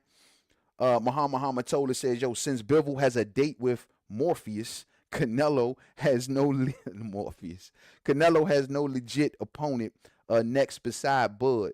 Canelo versus Crawford, Cinco de Mayo. Yeah, because he definitely don't want that Davis smoke, right? Davis said, man, I offered him $70+ million and he still ain't want no work. So I guess he don't want the Davis smoke. So my guess is, yeah, you would think that he wants some, you know, you would think that him and Bud should be able to do it, you know. I'm sure, when, like we was just talking about with Turkey, bro, he would definitely do it because that'd be a big deal. He'd put that on. He ain't asking, the crazy part about Turkey, he ain't asking about no weight classes. He just saying, Canelo, just come and talk to me. That's it. Even though Canelo brushed him off, even though, yeah, he tried to fund the UFC thing down the street, or help the UFC event that went on in the same day of Canelo's fight. Yeah, I understand all of that went on, but Turkey still ain't taking it personal. It's still all business with him, and he's still down to work with Canelo and make a deal happen. You got to respect it. You got to respect it. He say Ennis gave us his word. He gave us his word. He gave the whole boxing world his word when he came out after his fight talking about he'll fight anybody at 154 and all of this jazz. He gave a lot of people his word. And it's very unfortunate, man. So, once again, bro, we got to hear something when it comes to Jaron Ennis and his situation, everybody, because he is getting slaughtered out here in the public. We got to hear something. Maybe all good publicity. I mean, maybe all publicity is good publicity, right, fight fans? But let's keep it pushing, man. Let's get down to this tank talk, man. Let's talk about Gervonta Davis and Shakur Stevenson. Now, this comes on the heels of the Stephen Espinoza interview that came out a few days ago, right? In which Stephen Espinoza came out speaking about the Shakur Stevenson situation and Gervonta Davis. Now, my position, I'm going to be real transparent about this. My position has been simple. Whoever want to fight Tank Davis, if they want to fight him, they know what they got to do. They got to call Al. They got to go over there to PBC. They got to work out a deal with PBC and so on and so forth. And so what I've accused a lot of these talkers and posers of doing a good game of talking from safe spaces, but ain't nobody calling out, right? And now, so this comes out from Stephen Espinoza. And what Espinoza stated is that they did sit down and speak with Shakur. Now, keep in mind that Espinoza is not with PBC. He was with Showtime. So, but I'll oblige and make it like, okay, I guess he was talking on PBC's behalf. Okay, cool. Espinoza claims that they offered Shakur Stevenson a situation where it was a one-off. They wanted a one-off with Tank, but however, Shakur wanted to do a long-term deal. And that made them go, no, we don't want to be into this long term. I was telling y'all around that time, fight fans, the message that was coming out of PBC is no new friends. They didn't want no new signings. That's something that they did not want. That I did know. You know what I'm saying? So for Espinoza to come out and say this, I guess it kind of rings true to what I've actually heard around that time as well. And that's was they didn't want no new signings. They didn't want no new friends unless it was someone that they know that they can make some serious dough with, like a Canelo. And so now this guy, of course, people like, yo, Mainman, I told you, we told you, yeah, somebody went over there to Tank's side, and and Tank ducked him. This is what I'm hearing. Tank ducked him, Mainman. What do you got to say about that, Mainman, huh? What do you got to say about that? Well, it's simple. The same thing that I told y'all around that time. Yeah, okay, it's not only, that was just step A, going over there to PBC, going over there to Al Heyman, going over there to talk to whoever you need to talk to. That's step A. Step B, you actually have to get a deal. You actually have to get a deal. Hear me and hear me clear, because we always say this, fight fans. Gervonta Davis is a fighter. Yeah, he got his own promotional company, GTD Promotions. That's not PBC. He can't force PBC to sign someone. He can't force PBC to give whatever deal that said fighter wants. That's not his department. Where do we get this notion that since PBC turned away Shakur, that's like Tank turning away Shakur? Where do we get that from? Riddle me that. You think that Tank was in the room? You think that Tank's people was in the room? Or they had Little John in the room? Oh yeah, Coach Calvin was in the room. Do you think that anybody that represents anything that represents Tank was in the situation that dealt with Shakur and PBC? Oh, I know what y'all thinking. Tank was making phone calls, man. He was making phone calls to Al Heyman and telling him not to sign Shakur. I know he was doing it. I know it. Ain't that shit? That's probably y'all right now. What the hell has any of this got to do with Tank? What Shakur went over there and could or could not do with PBC? The thing is, you go to PBC, that's step one, but you got to get a deal.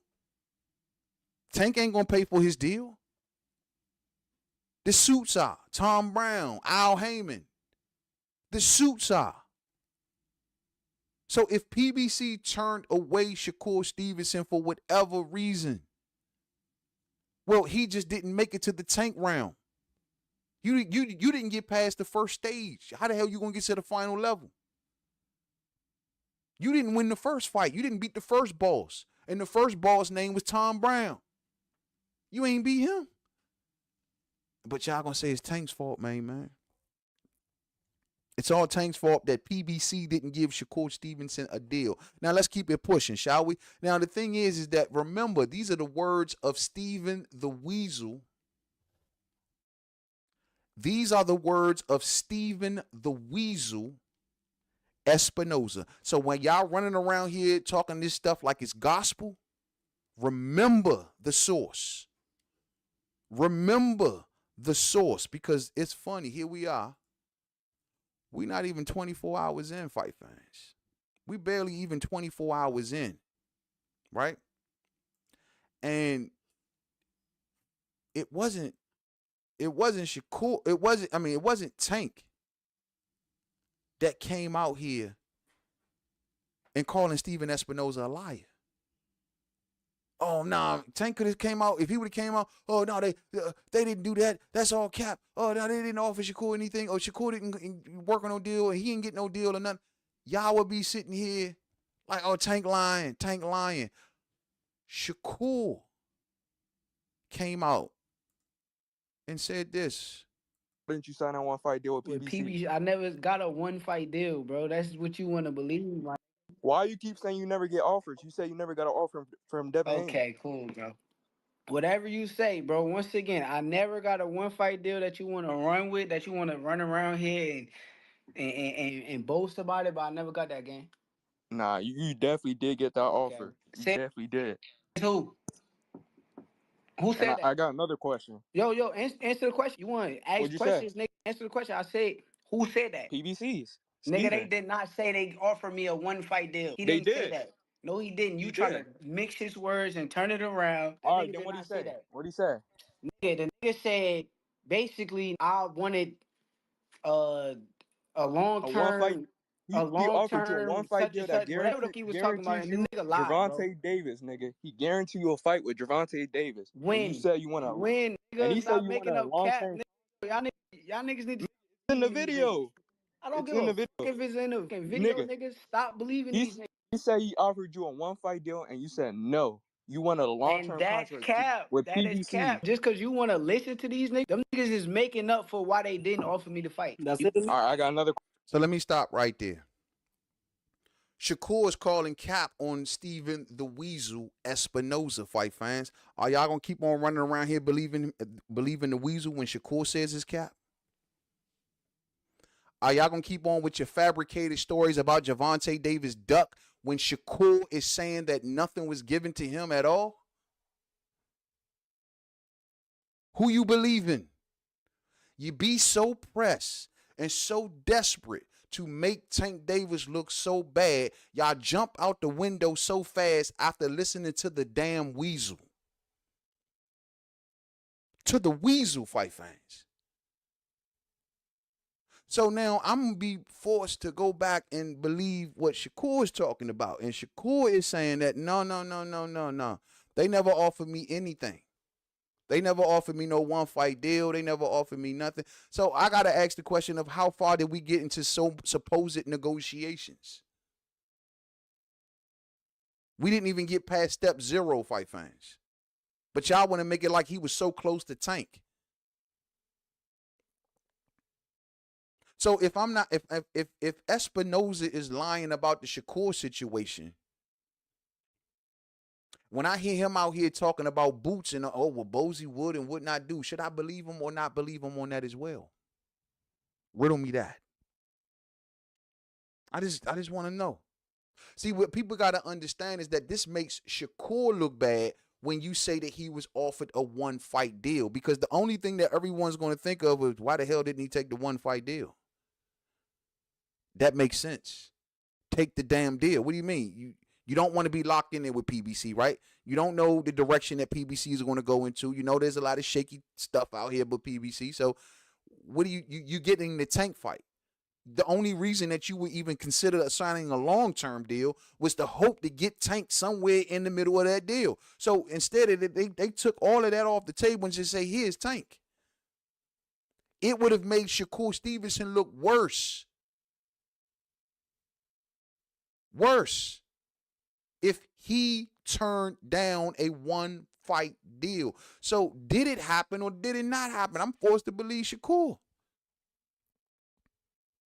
And maybe Espinoza did this by design. You know how he's a weasel. So he probably put that out there like that by design to try to make it look like that Shakur turned down the Tank fight. And no, it wasn't about the long term and all of this stuff. It was just about the Tank fight. But this makes Shakur look horrible. Now Shakur saying ain't none of that ain't never even happened. They never even offered me to fight. But this goes back to my original reporting.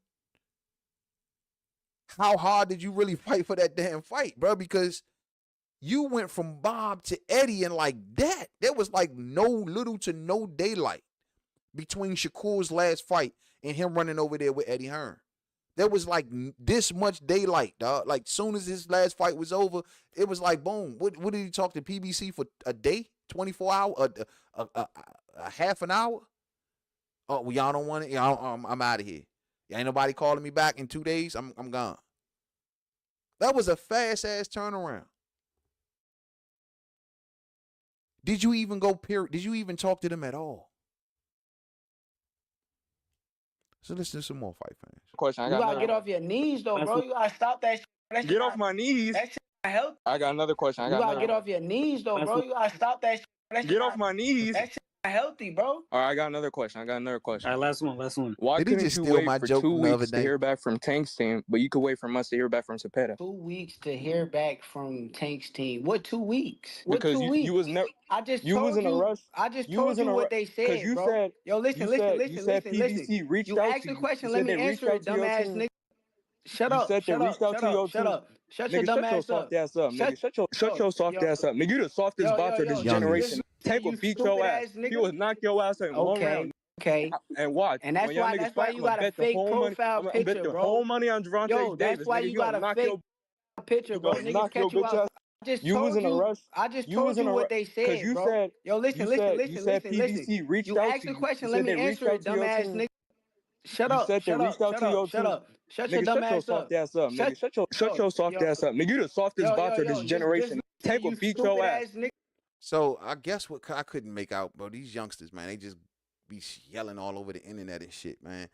It's like, dog, what I think what the fan was trying to say was, bro, you told everybody that Tank's team reached out to you. And now you telling people that they didn't reach out to you. The story is all over the place. What do we believe, fight fans? And it's confusing as hell, bro. Do you believe the Weasel or do you believe Shakur? It's a lot of smoke and mirrors in this. Meanwhile, what does any of this have to do with Gervonta Davis while he chilling? What does any of this got to do with Tank? Or y'all just want to attach this to Tank? They got confusion going on between themselves. None of these stories are lining up. Shakur says that, oh, they never offered me nothing. Then another interview, they did offer me, but they didn't want to come back and talk no more. It's all over the place. Steven Espinoza, he wanted a long-term deal. Shakur's like, what?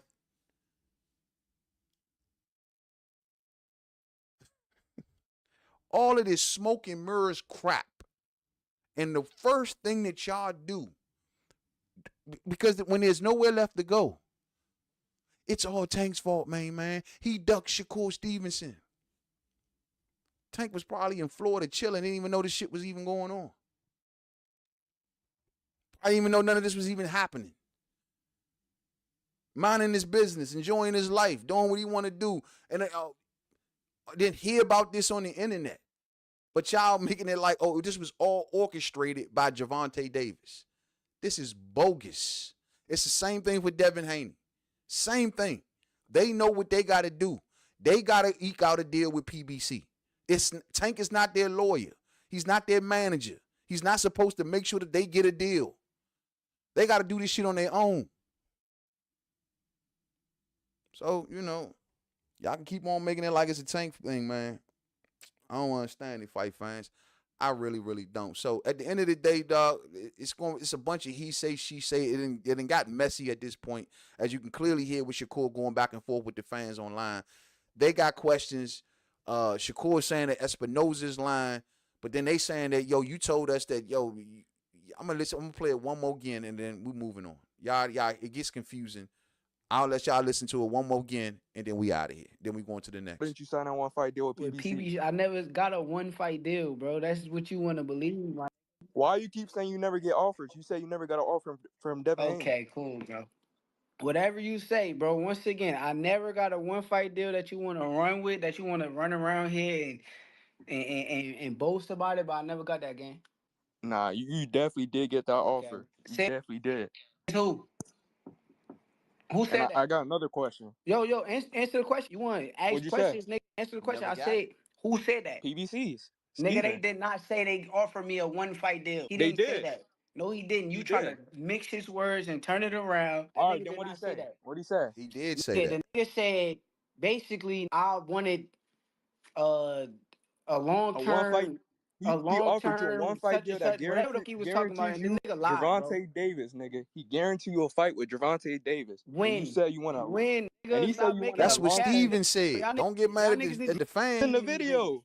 I don't give a fuck if it's in the video, niggas. Stop believing these niggas. He said he offered you a one-fight deal, and you said no. You wanted a long-term contract with PBC. Is cap. Just because you want to listen to these niggas, them niggas is making up for why they didn't offer me the fight. That's it. All right, I got another question. You gotta get off your knees, though, bro. You gotta stop that shit. Get off my knees. That shit not healthy, bro. All right, I got another question. All right, last one. Why couldn't you wait for 2 weeks to hear back from Tank's team, but you could wait for months to hear back from Cepeda? 2 weeks to hear back from Tank's team. What 2 weeks? Because you was never. You was in a rush. I just told you what they said, you bro. Said, yo, listen. You said PBC reached out to you. You asked the question. Let me answer it, dumbass nigga. That's when it gets stupid. Shut up. Bro, what I got from that is there's just a bunch of lying going on. It's just, basically the bottom line, I guess I walk away from all of that damn confusion, is there's just a bunch of lying going on.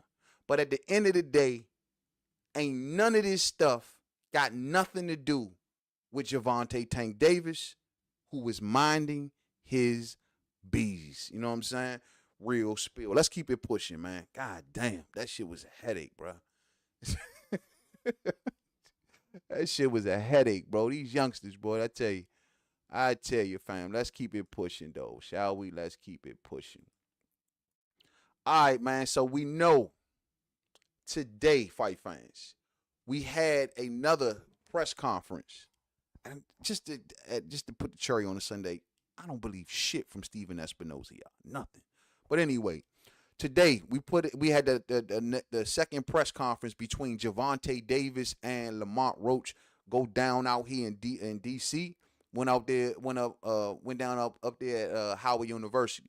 You know, so that's what's up, man. So right up there right up there off Georgia Avenue. From what I understand, man, the streets was packed. You know what I'm saying? The place was packed. You know, everybody wanted to go in there and get a glance of Gervonta Davis and Lamont Roach.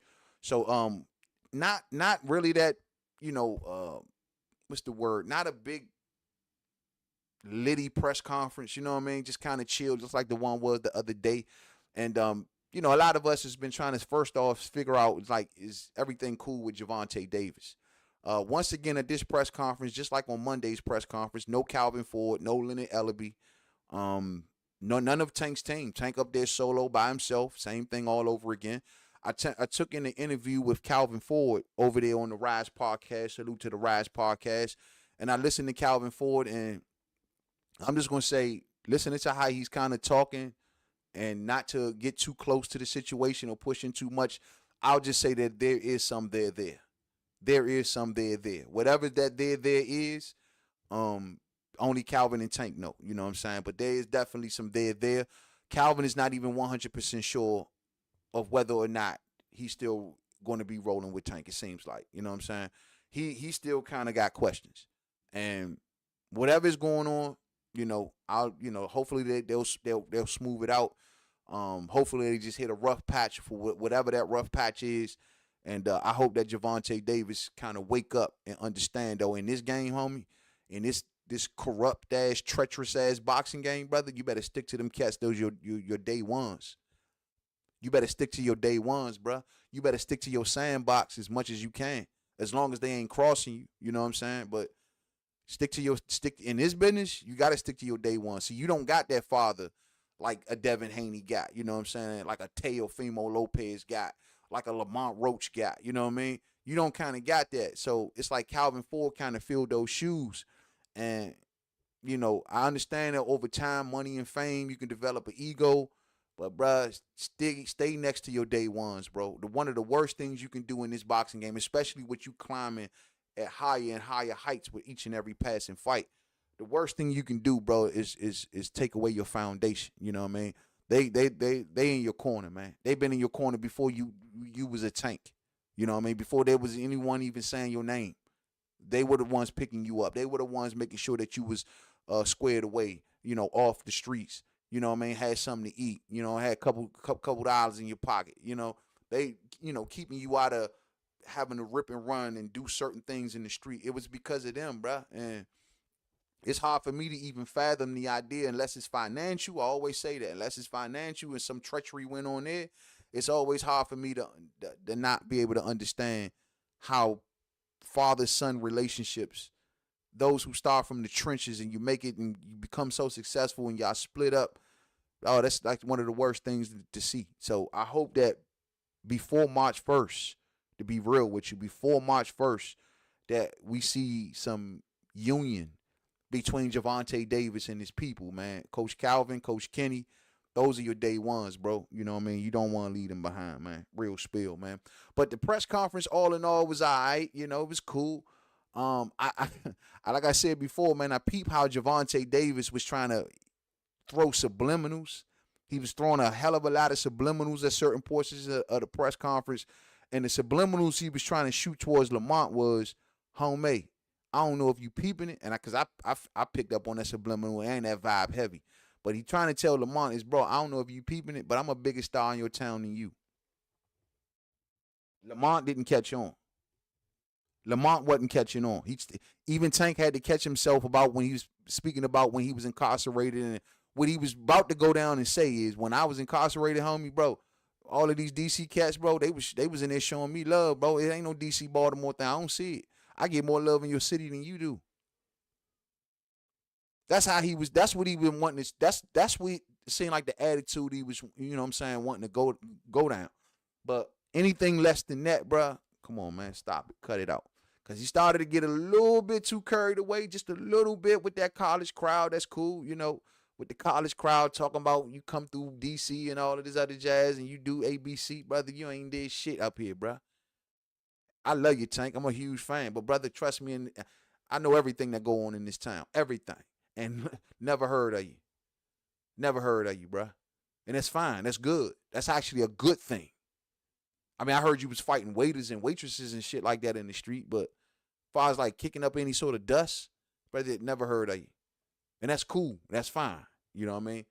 But don't swell up on Lamont like that in his own town. Like you done been through here putting in some kind of work, bruh.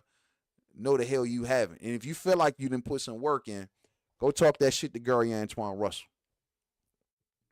Go talk that shit to Gary Antoine Russell. Cause we know out here, bro. We definitely know. So let's get into this, man. We're gonna play a few excerpts. I had a whole bunch of clips. Y'all know how I normally do for these press conferences, but once again, I hit another technical snafu that stopped all of my clips for some odd reason. So I have to get on that after the stream. But I'll just play around with a few of the clips that they done dropped online, but it's nothing like the clips that I normally kind of get. So we'll listen in just to a little bit. I'm sure most of y'all have heard this. Let's see. Hopefully they got some good moments, bro. Because their clips be jiving some shit. So let's listen into a little. I think these are Tank's opening words. Yeah, I want to thank everybody that, are part of this event.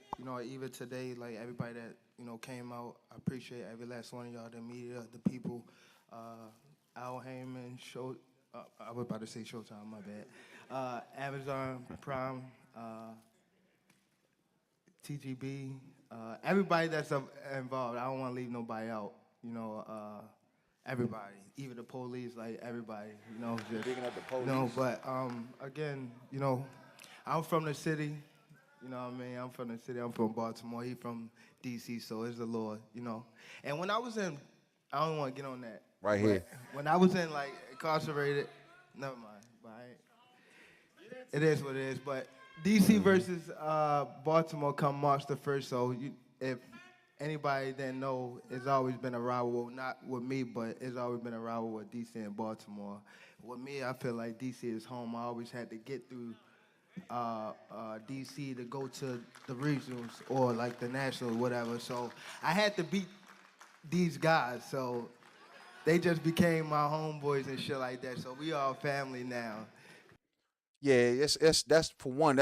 Let's just say first and foremost, I actually appreciated that moment a little bit too, because for Tank, who do a lot of the youth do look up to him, for him to take that moment and bring it full circle and make it like, look, bro, we still homies, we still cool. Yeah, we got a DC Baltimore rivalry, you know what I mean? But I had to come through DC. But he was also kind of, to me, stunting on Lamont a little bit too, like. Yeah, I had to come through D.C. and I'm always been up here and it's all love and it's all family. And you see that you started to go down the whole when I was incarcerated story. And homie, brother, when you was incarcerated, your ass was in the rich. You was in the rich man side, bro. That's not making it like you was walking the yard, stomping the yard, doing all this extra shit, bro. Your ass was in that thing chilling. You know what I'm saying? Probably had big screen TVs. You know what I mean? Good meals, protected from everybody. Ain't want to be around nobody. Your ass ran about to Baltimore. You ain't want to stay in Baltimore. You know what I'm saying? Remember, they even asked you in recent interviews, like, yo, do you want to go to Baltimore for the big fight? You was like, hell nah. For what? So now I guess, you was incarcerated and you was, all of the DC cats wanted to be down with you now, right? So I guess that's the case, man. But once again, it's still good to see that he brought it back in full solidarity towards the end. There is a DC-Baltimore rivalry, but once again, it's more so in the streets, more so from the streets in the communities of Baltimore, the communities of DC. When it comes to our athletes, when it comes to actors and stuff like that, nah, man, that's people that's doing well, and they're far beyond and above this type of shit, you know what I mean? But far as in the streets, DC and Baltimore gonna always have their rivalries, man. It is what it is. But Tank is making it like he was coming through this shit on bended bees, bro. But come March the 1st, it's definitely going to be a good show. The fans won. Everybody won that night. Lamont is a great fighter. I appreciate him for, stepping up. And come March the 1st, we dance. But everybody know how I get. You know what I mean? One of them real dogs, like real dogs. And the dogs that's rolling with you, they know. I'll make them turn on you. Oh, hell nah. Now, I ain't like that. When I heard that, bruh, see, a cat like me couldn't be on the stage and somebody say something like that to me. You telling me cats in my circle gonna turn on me. Now, keep in mind, this is a get back for Tank from the first press conference. Remember, Lamont stung him with something like that. Oh, I got my ear to the street. I got my ear to the street. And with Tank say, oh, that's why I got rid of everybody around me. That's why you don't see nobody around me. You know what I mean? And it's like, bro, it's like that comeback that I just heard Tank say, like all of your dudes around you. That's to me was a get back from that first press conference. That's the way I took it. You know what I'm saying? That's just the way I took it. What up to La Jessica that's just pulled on through? What's up, sis? Hope all is well with you. Salute, salute. Salute to my main man out there, L-Dub Boxing in our house. L-Dub, what up with you, man? Hope all is well, champ. Hope all is well. What's up with you, bro? Salute, salute, salute. Yeah, man. So it's like, bro, I want to see, I like this bravado. I like this DC Baltimore bravado. I really, really do. But bro, don't make it like you was coming through here on Bended Bees and you a chump everybody in Lamont's circle and so on and so forth. But Lamont, you was supposed to jump on his ass for that, bro.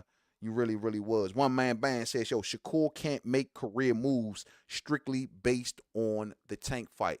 Oh yeah, but if it's a one-off, allegedly as they say, I mean, that's not a career. I mean, that's one move, bro. Like, it ain't gonna have implications afterwards. You're a free man, win, lose, or draw.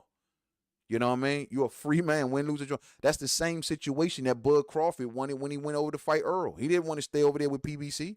He just wanted Earl. Just wanted Earl. That was it. He went and he didn't lock in. He still went off and got other fights and fought where he wanted when he wanted. He just wanted to kind of get that check that box. You know what I mean? So in Shakur's case, if they offered him the allegedly one fight like Espinoza is saying, that's not altering his career or basing his career around Tank. None of that shit. What that is, bruh, you know, why didn't you take the deal? Which is why, once again, he's out here saying that it's all bull crap. You know what I mean? One man band says, oh, Tank don't have anything to do with PBC business.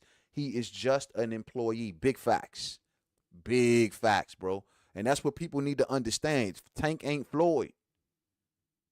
Tank ain't Floyd. Floyd may have had once upon a time walking around boxing, telling the world that, you know, he's everybody's boss and I'm your boss. What do you tell Virgil Ortiz to his face, or Victor Ortiz? I'm your boss. I'm your boss. While he was choking him out and shit. You know what I'm saying? I'm your boss. So it's like y'all got used to Floyd talking that way. That ain't Tank. Tank ain't Floyd. You know what I mean? So y'all gotta understand that, man. Y'all gotta understand it. 93 Octane says Espinoza is well versed in forked tongue wickedness. Say it again for the haters in the back. You ain't lying, bro. Weasel talk. That fool do weasel talk, bro. Straight weasel talk. You know what I'm saying? Earl and Jamel ditch Derek. Now Tank tells Calvin to kick rocks. Trouble in paradise. I think so. And this is once again going by Calvin's reaction. Not just so much not seeing him up there with Tank, but if you listen to Calvin's reaction over there on the Rise podcast where he made an appearance, that's what made me go, yeah, there's a little trouble in paradise. But whatever that trouble may or may not be, because they asked him flat out on that podcast, like, are you going to be in Tank's corner for his next fight? And he didn't even really want to go there. He just didn't even really want to go there. So that speaks volumes. And he says that he respects everyone that gives him his space or privacy on this particular matter. That type of talk normally signals something's wrong. You know what I mean? That's all I'm going to say. That's all I'm going to say. Earl and, yeah, we already went through that. Earl and Jamel ditch Dirt. D-Ray says, yo, get off your knees for the weasel. That's what Shakur told them peoples, bro. Stop listening to the weasel. You got to get up off your knees, brother. Get up off your knees. So who do we believe in that case, though? Do you believe Shakur and say that they ain't offering me nothing? Or do you believe the weasel who says that Shakur turned down the one fight deal because he wanted a long-term deal? He didn't even do a long-term deal with Eddie. He didn't even do a long-term deal with Eddie. So maybe they didn't offer Shakur anything. Probably so. But once again, that goes back to that last question. How much did Shakur deal with them when he signed with Eddie so damn fast? All of that shit got to line up, fight fans. All of it got to line up. You know what I mean? You know what I mean? I see y'all March the 1st, man. Okay. All right.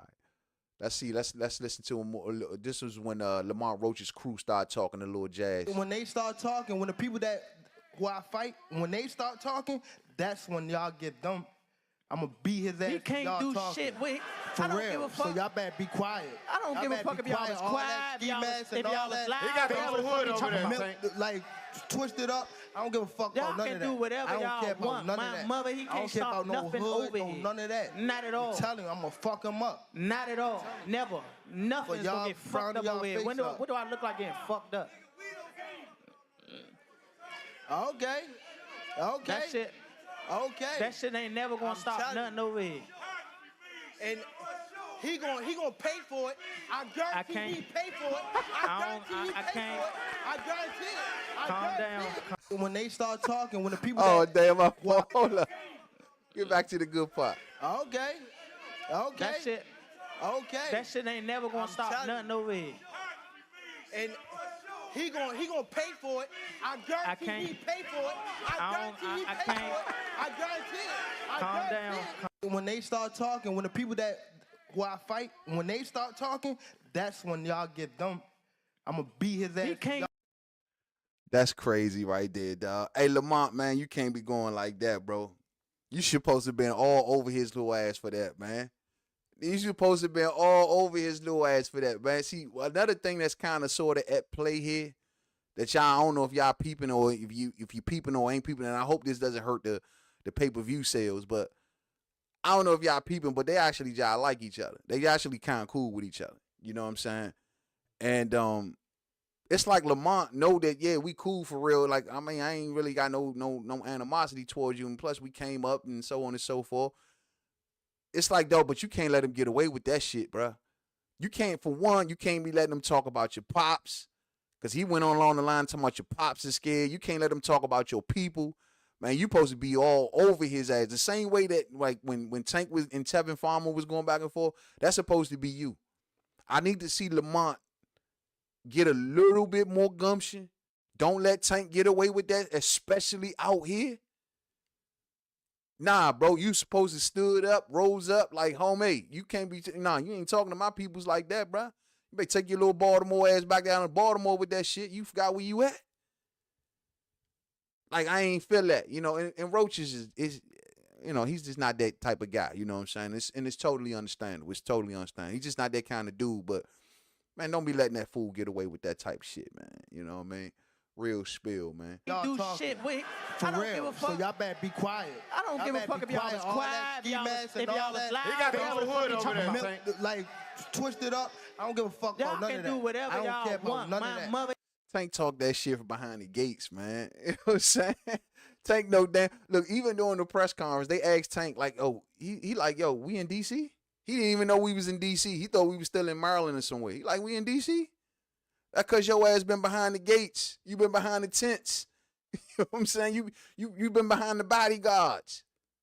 Of course you don't care about all that. You talk all that, but I guarantee you if you pulled up on this through his solo dolo without your 25 bodyguards and being behind the gates and being behind the tents, you wouldn't be talking that way, homie. You know damn well you wouldn't be talking that way. But dog, like, damn, man, like Lamont, man, don't be letting this fool get away with that, man.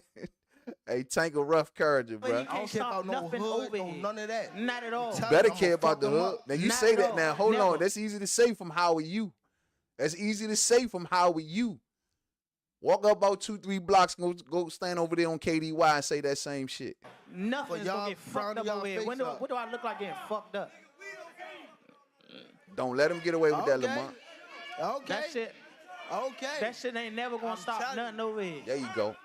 And he gonna pay for it. I guarantee he pay for it. I guarantee he pay for it. I guarantee it. Calm down. When they start talking, when the people when he rose up and got active like that shit was hilarious, bro. That was hilarious. I guarantee he pay for it. He pay for it. All right.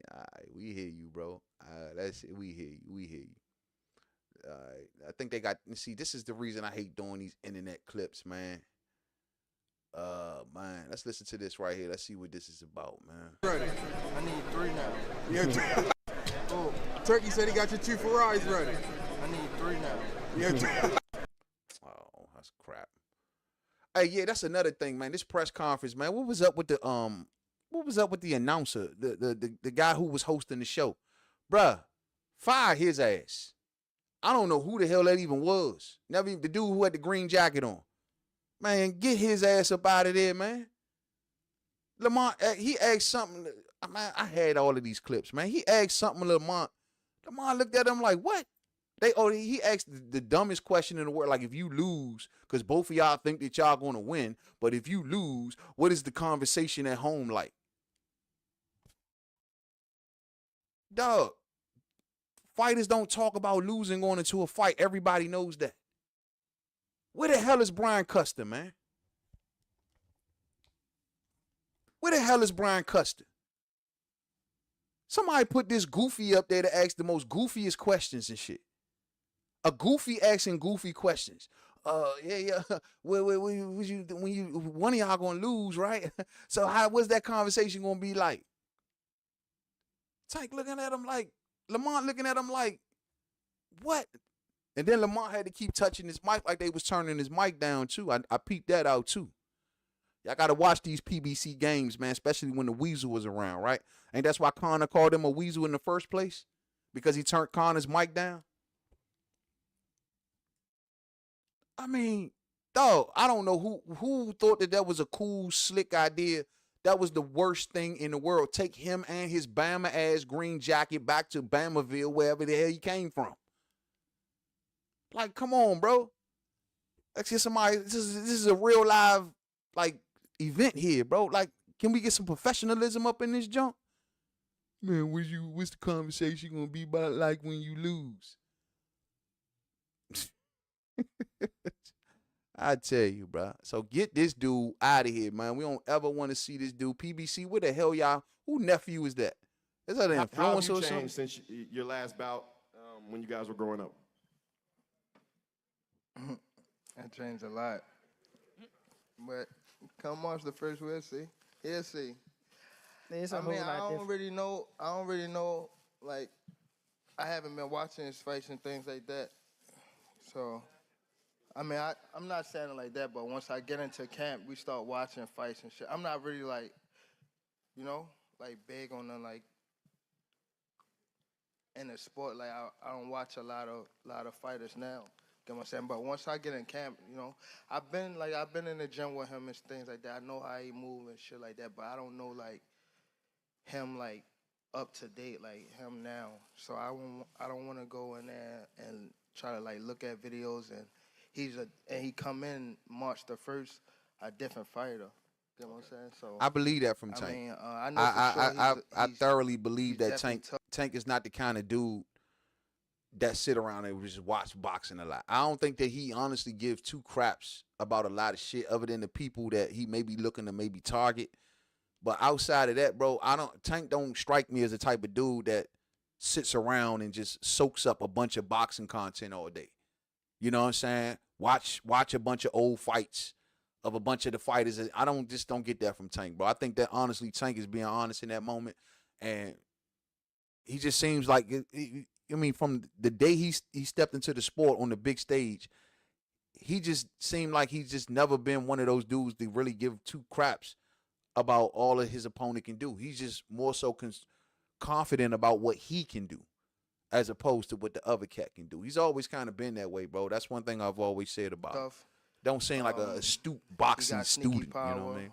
He had sneaky power since we was kids, but come March the 1st, we'll figure whatever he's best at, and we'll take it away from him. Yeah, see, Tank is what you call a natural. You know what I mean? I've always figured that about him. He's more of a natural. Like he don't, he can still be leap years ahead of the same guy that's set in boxing class after boxing class after boxing class, because you got to go through all of those classes, and now you're so fundamental in textbook that you ain't so much as a fighter. You're just a boxer. You know what I'm saying?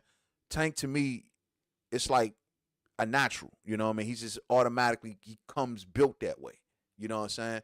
So it's just, it may turn some diehard boxing fans off, but some people are just natural, and it does come to them a different kind of way. You know what I mean? What does it mean to you to rep your city in this fight? And I think this should be the most heartfelt answer from both of you guys. Look at who I came with. Look at the people in here for me. This what I do it for real. Okay. So I do it for myself, but I do it for the people with me. My whole family is from DC. My whole family. Salute. Like my entire family. Don't bring them. Don't bring them. For what? Don't bring them. I'm telling you, they don't bring them. They gonna celebrate with me. Yeah. Don't bring them. It's gonna be a party on your floor. I'm gonna let y'all know something. His father was up here shaking on the what's the name? He was shaking on the Pop. On the what? On my kids, he was shaking on this thing. On my kids, he was shaking. Don't say, bro. That's Tell cap. me. Nigga Pops. What I about to say? How you gonna say it's cap? And it gotta be. You gonna say it's cap? I'm watching These them. are homies, bro. Doing it now. But his father is my, you know what I mean? They all laughing These and my smiling people, and so. But me and him gotta get it on. You know what I mean? For sure. We gotta get it on. But look though, back to the question though. That's like the It's feud. love between that's them the boys, feud. man. Just like it's a lot of people in here today for me. It's gonna be a way more in Brooklyn. And when he feels I don't give a fuck who you come with. when he I know Who you come with. Them niggas ain't gonna be able to stop none of this shit. I don't give a fuck. I know. I'm the one. I'm the one. Coat. I'm the Ski one. mask up. Them niggas can't I'm the stop one. shit. I'm the one. Them niggas can't stop shit. I'm the one. And See, that's how the youngest talk, bruh. Like the way Tank just kind of like, see, Tank embodies this generation, bro, more than to say my man Lamont. Lamont, he's a good kid. He's a really good kid, man. Real good kid. Polished dude. The whole 9 yards. Really stellar fighter. But Tank is more grungy. You know what I'm saying? He's more. This is like if you look at the DC youth, they grungy. DC youth is grungy as fuck. You know what I'm saying? Most of them don't know how to talk. Most of them talk half sentences. They just grungy. You know what I'm saying? Short thought patterns, grungy. You know what I'm saying? And Tank embodies that. That's why they kind of relate to that more than say I like Lamont. You know what I'm saying? But like when he sit there and say, "Man, I don't give a fuck who you came with." That's what Cat's going. That's how Cat's going to talk. You know what I mean? All of that. I don't give a fuck who you come with, bro. I stomp all of them. That's how Cats talk. You know what I mean? And Lamont don't kind of get that way. And it's cool, you know what I'm saying? It's totally cool. Ain't nothing wrong with that. It's cool to be, respectful and have a bit of a decorum. But Tank is just grungy as hell, bro. He's just a grungy little dude, man. You know what I'm saying? people, so, but me and him gotta get it on. You know what I mean? For sure. We gotta get it on. But look though, back to the question though. That's like the feud. That's the feud. Just like it's a lot of people in here today for me. It's gonna be a way more in Brooklyn. And when he feels fuck who you come with. I know who you come with. Them niggas ain't gonna be able to stop none of this shit. I don't give a fuck. I know. I'm the one. I'm the one. Coat. Ski mask up. Them niggas can't stop shit. Because you know how we get Them down. niggas can't stop shit. I'm the one. And when it comes to this shit, you know how Baltimore get down. I'm the one. What? I'm the real. one. What? I'm the How one. they get down? I'm the one to stop all that shit. Them niggas cannot stop we shit. go. Hey, look. Trust me. That could be, man. And we be moving Trust through there too. Trust. What's going on? He said all that with his head down. He said all of that with his head down. Them niggas ain't gonna be able to stop none of this shit. I don't give a fuck. I know. I'm the one. I'm the one. Coat. Ski mask up. Them niggas can't stop shit. I'm the one. Them niggas can't stop shit. I'm the one. And when it comes to this shit, you know how Baltimore get down. I'm the one. I'm the one. I'm the one. I'm the one to stop all that shit. Them niggas cannot stop we shit. Go. Hey, look. Trust me. And we be moving through there too. What's going on? That part right there. And we be moving up through there. Never heard of you, bruh. Nah. Love you, man. Dude, real spill. You know what I mean? Top cat, for real. You ain't been through here like that, bruh. Trust me. Don't to y'all young fans out there, don't listen to Tank. I like Tank. I like Tank a lot. That's my guy, for sure. But brother, you ain't kicking up. You ain't kick up near a bit of dust out here on this pavement, bro. When it come to DC, you ain't kick up near a bit of dust. You know what I mean? And it's cool. And it's totally fine. You know what I mean? But stop with that, bro. Stop with that, man. Stop with that. What else we got, man? What else we got? That means somebody here lying. Oh, here. Say, and I'm talking to both of y'all. One of y'all lying. So say y'all get y'all ass knocked out. What is the conversation like the next day with your lady? Bro,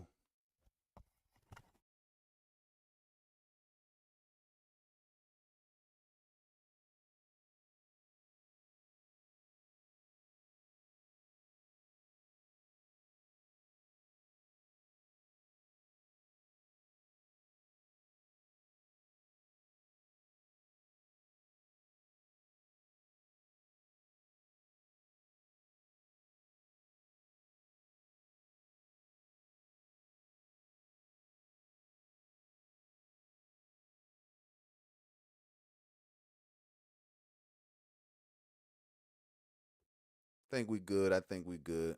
Yeah, we back. All right, man. Yeah. Sorry about that, fight fan. That goofy ass question made me do that, man. The man asked the most goofiest question in the world.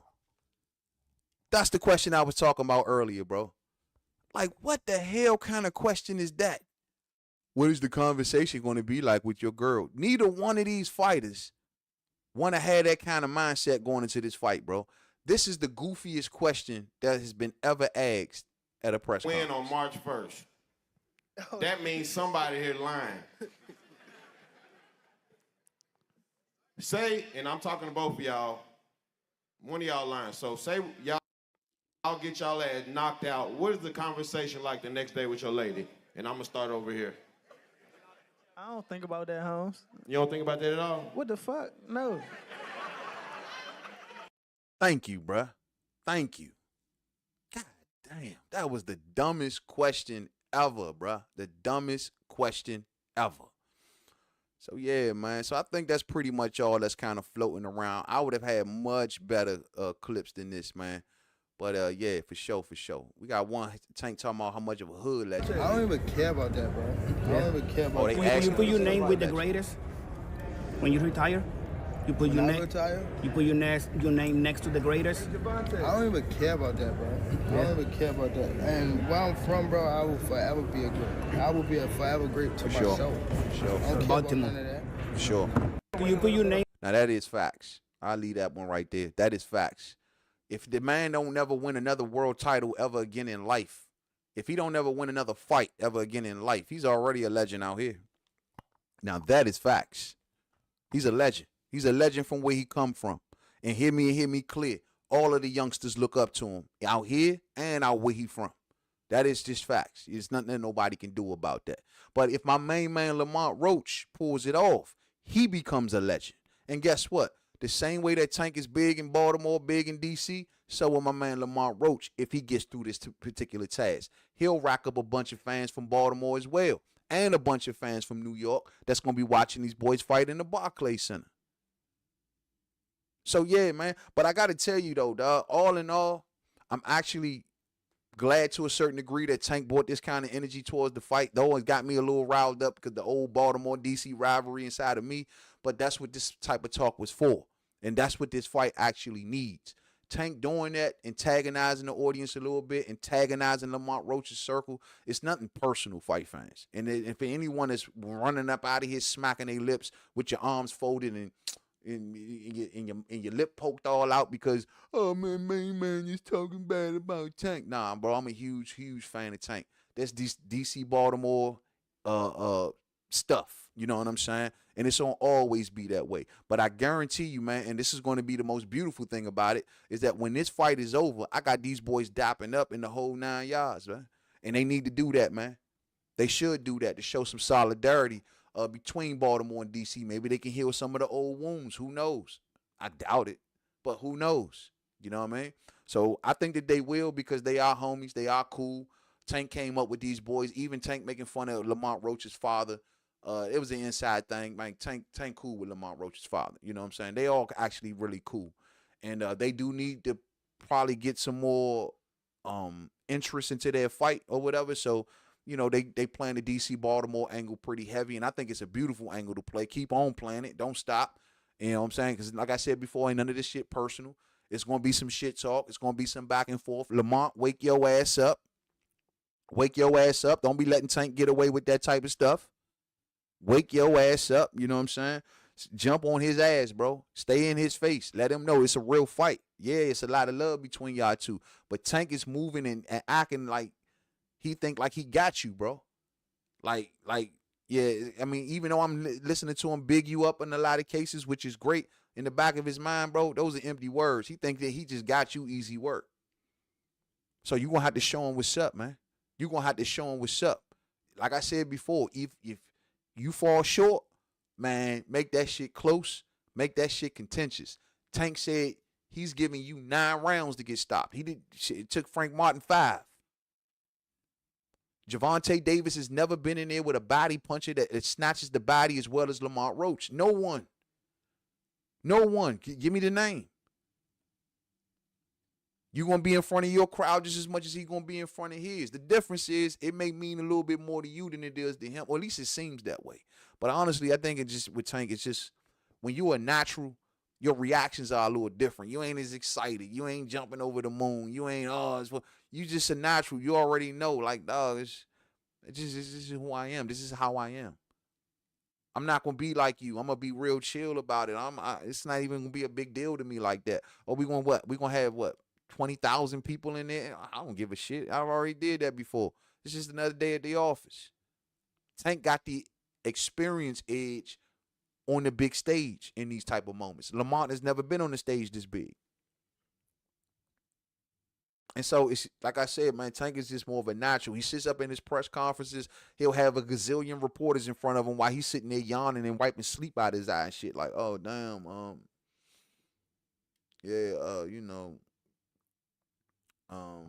shit, man, I don't even know, bro. Whole time, it's like 500 reporters in front of him with a mic out and lights flashing on him, like, please give us something. Tank just like,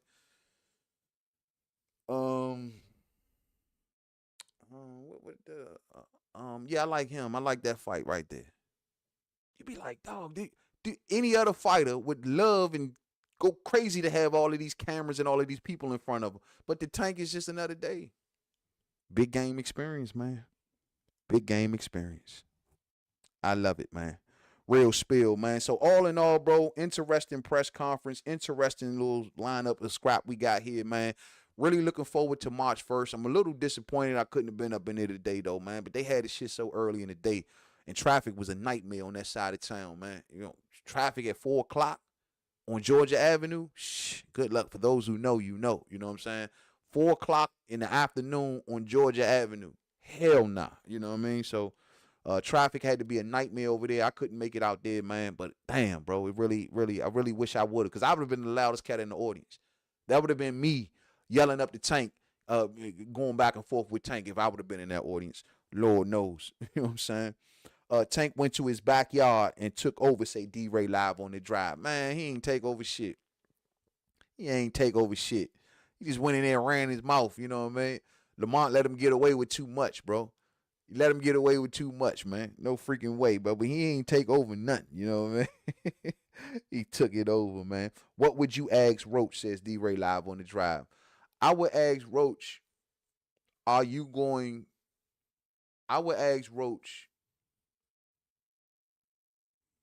how diligent are you going to be to the body against Gervonta Davis? Or have you noticed that no one goes to Gervonta Davis's body? Now, no one is willing to put themselves in that thunder and that lightning range like that, but I get it. But I honestly think that that's a bit of a weakness on Tank. I think Tank's tank is his weakness. Exploit it. You know what I'm saying? Tank don't seem like he's as motivated like he was on that Frank Martin joint when he was all in shape weeks and months ahead of the game. You know what I mean? So at the end of the day, if you don't see him working and doing the right work, and you know what you done heard, keeping your ear to the street, you know, you might want to exploit the Tank, bro. Stay diligent. How much you plan on staying diligent to the body in this fight? That, to me, is going to be key, man. It's going to be key. It's going to be key. But I definitely think that may the best man win. You know what I mean? I'm just, at the end of the day, you know, though I'm rooting for my DC brethren, y'all, you know, make no mistake about it. But at the end of the day, I'm still proud of both of them. You know what I mean? And I'm still happy for both of them that they have this moment. And I'm hoping that at the end of this event, no matter what, that it still works out in the positive for both of these cats. You know what I mean? So that's what I'm hoping for, perhaps more than anything. You know what I mean?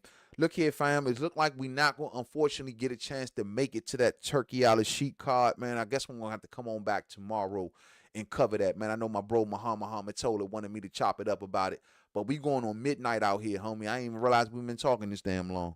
These shows be going fast as hell, man.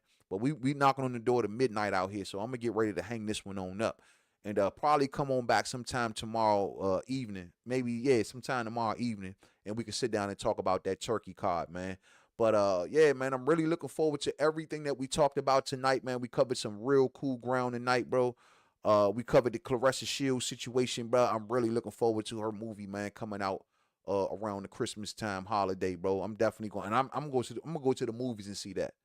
I'm gonna show that one a little bit more respect than perhaps that I showed the Gladiator movie. I might have watched the Gladiator movie in the comfort of my own home, but when it comes to Clarissa, I'm gonna definitely pay my money to go see her on the big screen. You know what I mean? So we covered that, man. We covered Liam Paro versus Richardson Hitchins. We covered, of course, Tank and Shakur, Tank and Roach. We covered Terrence Crawford coming back in 2025.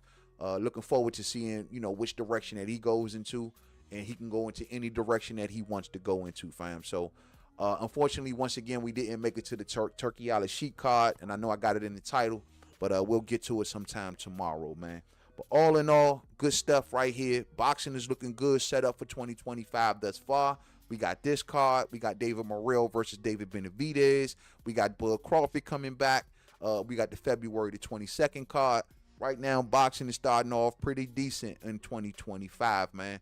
Let's hope it continues to get better. Let's hope we continue to get the matchups that we want to see. Schofield and Shakur Stevenson. Can't wait to talk about that some more, man.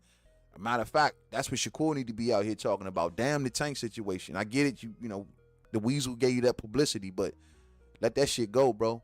Focus on Schofield, because Shorty is in the gym working his ass off right now. They realize what they got in front of them. We need you to realize the exact same thing, young Shakur. Realize what you got in front of you. Don't take this kid lightly. Go in there and get the job done, because this kid wants your spot. Don't worry about Tank. Tank got a fight. Tank got a date. So do you.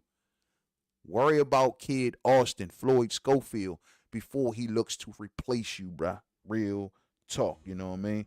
Real talk. DIL87 says, yo, man, gotta zap those legs and the athleticism from Tank by going down to the body. Say it again. That's true. Very true. It's just no one has been able to do it. Leo couldn't do it. Frank Martin didn't look to do it. Isaac Pitbull Cruz couldn't do it because Tank was actually the mover in that fight, right? Rolly didn't look to do it. Rolly started head hunting. None of them looks to do it, right? None of them. But you see that Tank Davis slows down his punch output in those first 4 or 5 rounds. Get away from the water, man. From the first 4 or 5 rounds, you know what I mean? And there's a reason for that. He got to conserve that energy. You know, I'm just saying, touch him to the body, man. Touch him to the body. Touch him to the body. Donald Banks says, if I was a fighter that was about to fight Tank and knowing that he's 5'5", his ass would be 175 pounds out of camp. I am trying to stop him to the body. Ding, ding, ding, ding. Ding, ding. And once again, for everyone that's crapping on this fight, has Tank ever been in there with a better body puncher than Lamont Roach? Lamont Roach is the only opponent that I see Tank fighting that's literally getting people out of there, stopping them to the body. That's the part that nobody ain't paying attention to. Lamont Roach is diligent to the body. Diligent. He don't abandon it. And he's like Tank said, he may not have the biggest amount of pop, but he got sneaky power. Sneaky power where he can get you. He got good hand speed. He can hit you with shots that you don't see. He has that ability. And most importantly, he likes to work the inside. I'm telling y'all, dog, we got us a good fight on our hands, man. We got us a real good fight on our hands. Tank versus the first body snatcher, the best body snatcher that he's faced in his entire career. And that ain't nothing but facts, fight fans. Real spill, man. I want to give a hearty thank you to everybody, man, that came on through here today and rocked out with the homie for today's episode of We Talking Boxing Live, man. We do this every Thursday, y'all. We do this every Sunday, man. Excuse me for being a bit late, you know what I'm saying, tonight, you know what I mean? But I'll try to get on better on that for the next one, man. I know y'all probably seeing me for the first time hold the mic in my hand. I kind of like it. This is the old mic I had laying around here, man. But I'm gonna link up my my official mic for the next show, man. But this was just something better than what we've been using with my head mic, because for some odd reason the head mic don't work too cool on here, man. But thank you all, man. I want to say thank you to everyone. Hit that thumbs up on the way out if you did not hit it on the way in. Share. Rock those bells, man. Thank you to everyone that came on through and rocked out with the homie tonight.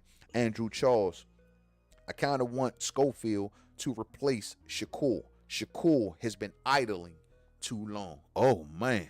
Well, I'll tell you one thing, bro. Shakur better be on it. Because I think them Schofields going to come to bring some damn noise. Now, once again, the biggest thing that Shakur got going for him into this fight with Kid Austin is the fact that Kid Austin's last fight, he fought a cat that was working that left hand all night long and having a lot of success. Most importantly, being put on his ass by a journeyman in his last fight as well. And I know Shakur's got to be looking at that, but don't underestimate this kid. You know what I'm saying? He's strong. He is a puncher. And most importantly, he got his daddy right there in his corner. So does Shakur. Shakur got his people, his granddaddy and everything in his corner. But you know how that goes. You never underestimate someone fighting in front of their mother, their daddy, or their children. Never underestimate, because you get that extra out of them. They get to dig deep and they always find that extra, that extra energy that they getting from their peoples, man. Real talk. So Shakur, don't take this kid lightly. Go in there, get the job did. Y'all be blessed out there, fight fans. Stay stressed and sucker free. Remember, demons are everywhere. They want you sad, depressed, thinking that you are not more than the conqueror. When you can go out there and conquer this world, man. You can conquer this world the same way that the Romans did. Real talk. Go out here and conquer the world, man. Become great. Let that divine energy in you flow. And when you do change and conquer this world, come on back and let me and the fam know how you did it, man. Real spill. To the next one, fight fans. I see y'all tomorrow. Come on through, rock out tomorrow. And we'll be on here Saturday to cover the Paro and Hitchins fight. To the next video, family. Peace out.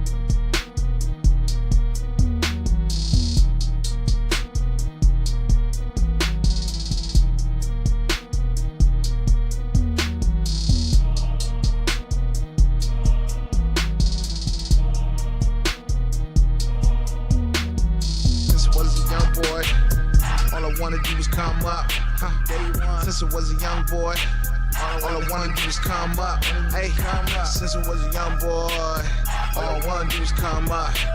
Even though they made it hard, man, a nigga never gave up. Yeah, I broke few rules. Yeah, nigga, and what? I do what I want because I served on the front. All these jokes is lucky that I got a sense of humor. Y'all lucky. I got guns for shooters that will stop those rumors. Hey, came from the projects, trying to know where the cash at. I got ignorant peeps that's bringing me heat, trying to watch for the dragnet. I got straps everywhere, I got cash in the floor. Hard to the core cause I lived through a war.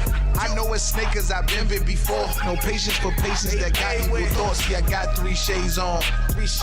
One for my third eye.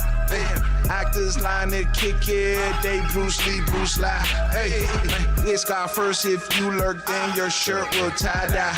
If I got invaders in my galaxy, my score will be sky high. Hey, since I was a young boy, all I wanna do is come up. Since I was a young boy, all I wanna do is come up. Right, since I was a young boy.